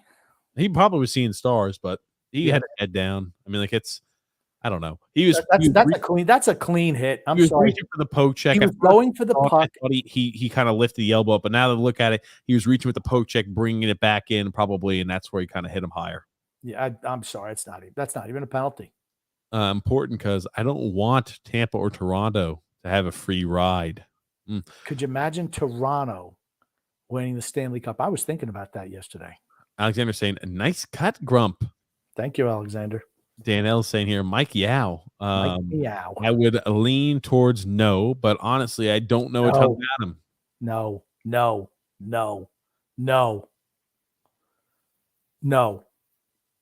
I don't buy it that Lamoriello can make his own terms when he exits. He's not a god. I agree with that. I would take Cassidy in a heartbeat. Yeah. Here we go. Goon says, hey, Grump, call me Coco. But shouldn't Kurt Russell be interviewed for the Islanders head coaching position? He really seemed to know what he was doing in that film. Yeah, he certainly did. He did his best Herb Brooks impersonation. He was good in that movie. Yep. I like Kurt Russell. I've always liked him. I remember as a kid, he used to do Disney movies, the live action things, the genius in tennis shoes or some type of who the hell knows what. I loved him in Overboard, the original with Goldie Hawn. I loved him in The Hateful Eight. I mean, he's been a lot of Tarantino movies. He was in Death Proof, which was good. I've always liked him. I just love his character. And Kurt Russell, he's really, really good. Really good. And I loved him in Miracle too, even though I hated the wig they made him wear, because that was a horrible wig that he wore. But I mean, what a great movie. You think about it, movies that give you goosebumps. I mean, that's just one of those movies, particularly at the end. I mean, just fantastic. And someone who actually lived through watching that game on tape delay, because nothing was live back then, watching tape delay, and no one knew what had happened. No one knew, because they were not leaking that information. I remember the news wasn't even telling who won. And just watching that game was just fantastic. Nobody thought we could beat the Russians. And Kurt Russell did a great job in that role as Herb Brooks. So for me, yes, all in for Kurt Russell as new head coach of the New York Islanders. There we go. Talk about a motivator. And they even said that the one thing they all hated Herb Brooks. All the players hated him. That he was the guy, the lightning rod for their hatred. And that worked out pretty good for them. Sometimes it works well, though, when you have a common thing that you hate, you're able to galvanize because of how much you hate Herb Brooks or how much you hate the coach. People forget when he was coaching the Rangers, man, they were really good. They just couldn't beat the Islanders. That's the thing. They just couldn't beat the Islanders. And that was it. I mean, but he was a really good coach. Really good coach. Yeah, the only thing I think I don't like about Tocchet is the guy that the name belongs to. I hate Tocchet, but I you know what? I would not be opposed to Rick Tocchet. I wouldn't. Tommy says Peter Laviolette, I would hire in a heartbeat. I don't know. I think he's kind of past his expiration date as well. Drill said, I'm not gonna lie, it's too late now, but ignore what I said earlier. Oh, I don't know what that was about. Laviolette was unjustly fired from the Islanders back in the day. That's true. Absolutely, that's true. Maybe Grump, Lou should draft another Anders Lee, aka the poor. Yeah, that's right. A poor man's Dave Vanderchuk, Grumpy. Broke ass man's Dave Vanderchuk. Montreal did have the worst record in the NHL this season after they let Claude Julien go. I don't want to go. I didn't know Claude Julien because I knew Cole Caulfield. Claude Julien was let go last year. He's saying Montreal had the worst record in the NHL this year. Worse than Arizona. So maybe they were the first name out of the hopper. That's not a win, I don't think, for the lottery because you are the worst team anyway. Were they? No, they weren't. I'm looking at the record here, the standings. Let me see. I don't know. I looked it up yesterday. I've got a friend who I was talking with that's a Montreal fan. We're going over things. So Montreal Canadiens had 55 points. Arizona Coyotes. Oh, they had 57. Okay, never mind. I'm wrong. Okay, never mind. It's like, okay. I don't know why I thought when I was looking at that yesterday that Arizona was worse off. Oh, my God. Arizona went on a 3-game winning streak to end the season. That's so Islander-like, isn't it? They pulled the fucking Islanders over here. Holy shit. Okay, so that must have meant that the Devils had moved up to 2, I guess. Well, fair enough. Okay. Babcock lost in the finals once, but only won it once. True. Dimitri P. That's a good point. Says, how about no coach? That's right. Led by community. Yeah, that's all right. Somebody will fill up the lineup. Down one spot in the draft lottery. Okay, well, there you go. Used to be different. I remember it used to be like the cabal where the number 1 overall pick could technically fall all the way to 4. But I guess they've changed that as well. I think there's only 2. There's only 2 that can go up. I don't think Trotz is retiring. Nor do I. Is there a possibility that Washington fires Peter Laviolette and rehires back Barry Trotz if they don't beat Florida? That would be something. No way. Trotz spotted in D.C. tonight. Wow. No way. I know D-Cut's just bullshitting us right now. That can't be true. Trotz has an ill father that's 90 years old and a son with Down syndrome. He's going to Winnipeg. Maybe. I think he'd be great for Winnipeg. I think that he would be a perfect fit with the team. That what they need, they need a guy like Barry Trotz, and Barry Trotz I think needs a team like Winnipeg. Paulo C says, TJ, I would not trade Barzal, Dobson, and Varlamov for Draisaitl. Dobson will become the best defenseman in the league because he's only 22 and he's played for Trotz. I was just saying, yeah, it's not going to happen. I was just saying, what would it take to get a guy like Draisaitl? It would be an arm and a leg. Gotcha. That's too much for Draisaitl, honestly. Do the Penguins win the next game? It depends if Crosby's out. Ariel C says, do you think that Lou moves number 13? God, I hope not. Remember that really, really bold prediction I made at the NHL trade deadline? I said, we're going to be trading away NHL draft picks this offseason. I still stand by that statement. Okay. It's a mistake too, but I still stand by that statement. It'd be an awful, awful, awful decision, but I think they're going to do so. True. Alexander says, awesome podcast. Love you guys. Thanks, Alexander. Appreciate it for certain. Grumpy, are you surprised about the Yankees? They got the best record in baseball. Yes, because they're not actually, the regular season record is pretty good. They'll make the playoffs and probably get beat by somebody in the playoffs who has good pitching. And since we're home run or bust, just not a good way. Brett, let's go on. Says here, Teacher Grump, who do you want as the head coach now? Grumpy wants Babcock / Quinville / Rick Tocchet. Yeah. I wouldn't be opposed, depending, if everything checks out with Quinville and the off the ice issues. He's a great coach with checkered past there. I don't mind Peter DeBoer. I know it was kind of against him earlier. After looking at his success in the playoffs, I'm not opposed. And if Peter Laviolette's fired, I wouldn't be opposed to that either. Claude Julien is a guy who, is cut similar from the same cloth. If he has the issues where he doesn't play the young kids, it's a no-go for me on that one either. I mean, you have to integrate some of the younger guys. You've got to say, I'm willing to embrace Wallstrom. We can't have another coach that won't embrace kids that are trying to step into the role and find a way in the NHL. So your list is flawed then? It could be, yes, very well. Your one-person list, you've already ruled them out within 45 minutes of saying that's the guy you want. You've already ruled them out, and you were getting on me.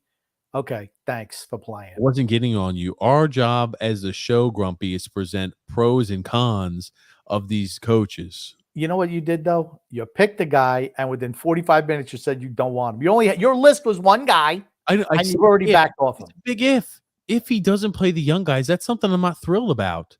Maybe you should know. I didn't watch enough Paul Julien back when he was with Montreal. I didn't. Sorry. My problem is he doesn't win. Okay. Paul O.C. says here, TJ, what's up? The Oilers are down 3-2. You said that you like how the Oilers are playing. The Kings remind me of the Canadians last year. I think that, hey, that series isn't over. And I think that, seriously, Edmonton has a chance to win 2 series. I said that at the beginning. I'll say it again.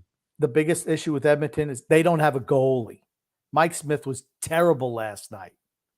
Because Edmonton was buzzing on Los Angeles. Absolutely. Tom B said that's a suspension. It's an intentional hedge. I don't know about that. Totally disagree. You can see heads up point of contact. Those are the rules. Hits him in the shoulder and his elbow's up, and he hits him in the head. I think it's kind of simultaneous. Cameron with the cam says the Rangers suck. I think we all can agree with that. Drew L said, I agree. Best podcast despite all the sus comments I sometimes post. I don't know. There's a comment here about CM Punk. Hope it's. You got to see it, don't we? No, it's tough to see. Oh, he's wearing an Islanders jersey. Oh. CM Punk. I assume he's going to be a bad guy, right? He is. I think he is a bad guy. Okay, it means nothing if we can't see it. Okay, gotcha. Thanks. Sorry, whatever, didn't take.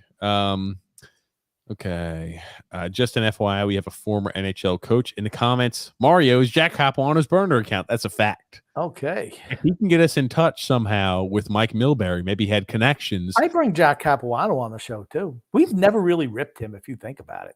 Yeah. Kind of what he was. We kind of know his limitations. We never put him up. And, for that team, the way it was composed, whatever, he did an okay job. He wasn't a great coach. No. Is this dude? My God, he was the first person to institute, no matter what happens, if we give up a goal, the fourth line goes out there. If we score a goal, we put the energy line out there. If we give up a goal, the energy line goes out there. My God, Jack Capuano, freaking Fred Flintstone himself. Yabba dabba doo. Michael B says here, I think Grumpy should coach. I could do just as good as whoever they have now. Oh, man. That's nobody. Jack Capuano is prettier. There it is. Oh, man. TJ, Carpe Diem. God almighty. I don't know what is. I know Carpe Diem. Just go to the next. I don't have that. It's a long show. Cassidy got badly outcoached by Trotz in the last few years in the playoffs. Now he replaces him. Yeah, they had the injuries. I think that's what. I think Cassidy's player personnel decisions sunk and hurt that team big time last year. I've always believed Swayman's a better goalie. Swayman should have been starting since game one. I don't care what it looked like at the end of the season. Swayman's a better goalie than Linus Ullmark. Simple as that. And the fact that he refused to play Swayman last year over a guy who was on a career-ending injury in Tuukka Rask, that was short-sighted by Cassidy, in my opinion. When Carlo went down, that was the end of the Bruins. Yeah. When Carlo went down, that was the end of them. Get ready for College Quinn, Grumpy. I doubt it. Oh, my gosh. Here's my prediction. He never coaches in the NHL again. How about Lou for the head coach? GM and coach, Grumpy. I'm telling you, he's done it before, twice. Time B says, what if Lou trades down from 13 to add picks? Would you be upset with that, Grumpy? What kind of picks? Like a number 1 next year and a late number 1 this year? I'm for that. I'm for that. Anything that gets me more first round draft picks. I don't want, okay, we'll trade our number 1 for a 2 next year and a 3. No. I want, if you're going to trade down from, like with a team like Buffalo, they have a couple of later first round picks. If you're not, let's say you have a grouping of players that you think this is a 12 player draft or a 10 player draft and nobody's slipping, then you know what? I'm all for trading down to 28 or 27, wherever they are, and getting an extra number 1 next year and maybe a throw in second this year or third this year. That I'm for. But you have to maximize that value. Just to trade down, just to trade and get a couple of 2s, a 3, a 4. No. Not that. That would not upset me. See, that's a good hockey trade, in my opinion. D-Cut says, not joking, TJ, send the article now. You have to be subscribed to view it. It's like on something called Washington Capitals Briefly. So I don't know. They've got like a beta that you have to join up with. Was he really? I don't know. Based off of what I'm seeing, I can't access the article. I'll try to get access to it later. Let's see here. I think he's spending more time there to unwind, talking about in Washington. And Trotz is on Long Island still. In fact, he was at Borelli's today. I don't know. I'd have to log in. Maybe he took a flight to Washington tonight. Grump, love and laughter. Grumpy. Always. Did you guys hear the interview between Mad Dog Chris Russo and Mike Milbury? We did not. I did not. I don't know if TJ did. I'm about to say I haven't. I know it didn't go well. not for Mike Milbury. Jewel said, you guys never really ripped Mike Milbury yet either. You two should bring him on. I wish we could bring on Mike Milbury. Yeah, I like Mike Milbury. College Quinn for Bridgeport, says Eve L. Why not? What the heck? Who cares? It's Bridgeport. Grumpy, we're here at the end of the show today. What would you like to say before we wrap things up? I just want to say love and laughter to everyone who listens and even those who don't, from TJ and a grumpy old man. Thank you, everybody, for tuning into the show. The next time we go live is actually going to be Wednesday. Next Wednesday. Yeah. We've got Grumpy's going to be at his scouting report on Saturday. It's going to be weird. Grump, this would be the first time in a while we haven't. Well, I guess when I was gone, we didn't podcast on Saturday. Yeah, when you bail out, it's not a problem. When you're gone for a month. It's weird. When you're gone for a month, no problem. I missed one game to do a scouting trip, and all of a sudden it's like, hey, yeah. Okay. Here we go. Thank you for sending me this article. I don't know how you made it happen to me.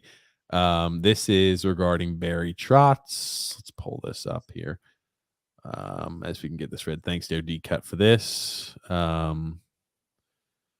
This one is a free view. So Former's Capital or former, can you see, do I have it pulled up? Okay, good. Yeah. Former Capitals head coach Barry Trotz was fired by the New York Times on Monday. Blah, blah, blah, blah, blah, blah. Trotz's first destination after being canned was his former home in Washington, D.C. ABC 7's Scott Abraham ran into Trotz when he was in town to attend the Washington Mystics game, WNBA game. Oh, you know what? That's why he was so easy. That's why he was so easy to spot. He was probably the only person in the crowd. Did he get to sit on the bench too? Trotz became close friend with the Mystics head coach Mike Thibodeau, or what is it? Is that Thibault? Thibault? I don't even know. Thibault? Yeah, Thibault. I don't know. I don't know who the hell he is. Yeah, probably some French Canadian name that I'm butchering. Sorry. During his time in the district earlier tonight, I was leaving the Washington Mystics game. I look up and Barry Trotz was walking towards the arena. We started chatting. I said I was so sorry what happened in New York, and he said it's just part of business. Trotz is close friends with the Mystics head coach. And another Twitter user said, saw our guy Barry Trotz doing a little shopping at Clarendon today. What's Trotzy up doing in our neck of the woods? Okay, well, maybe he is. Fair enough. Thanks for that, D-Cut. He is confirmed, Grumpy, that he's in Washington. But to end the show, he's still allowed to travel, isn't he? I don't know. No, he's not allowed. He got fired. You're not allowed to travel. I don't know. How dare he do that? How dare he? We're at the end of the show, guys. Thank you so much for listening. As always, crazy week. It's only Wednesday. We've been on twice. We're not going live on Saturday. We'll be going live this upcoming Wednesday, though, for certain. Hopefully nothing crazy happens over the weekend, Grump. But Grumpy's going to be coming back with a in-depth scouting report. Grumpy old man, very in-depth from you as you're taking some time off. How dare you take any time off for yourself, Grumpy, from this podcast? Even in the off season, no days off, Grump. Okay. I know during the first week of June I'll be out too, but we'll remind everybody when we're there. There's a shock. I miss a day, and TJ, he makes me go. He's like, "Oh, you're going, right? Yeah. Oh." So he gets a day off. I have to work. He doesn't show up. I have to work. I mean, yeah.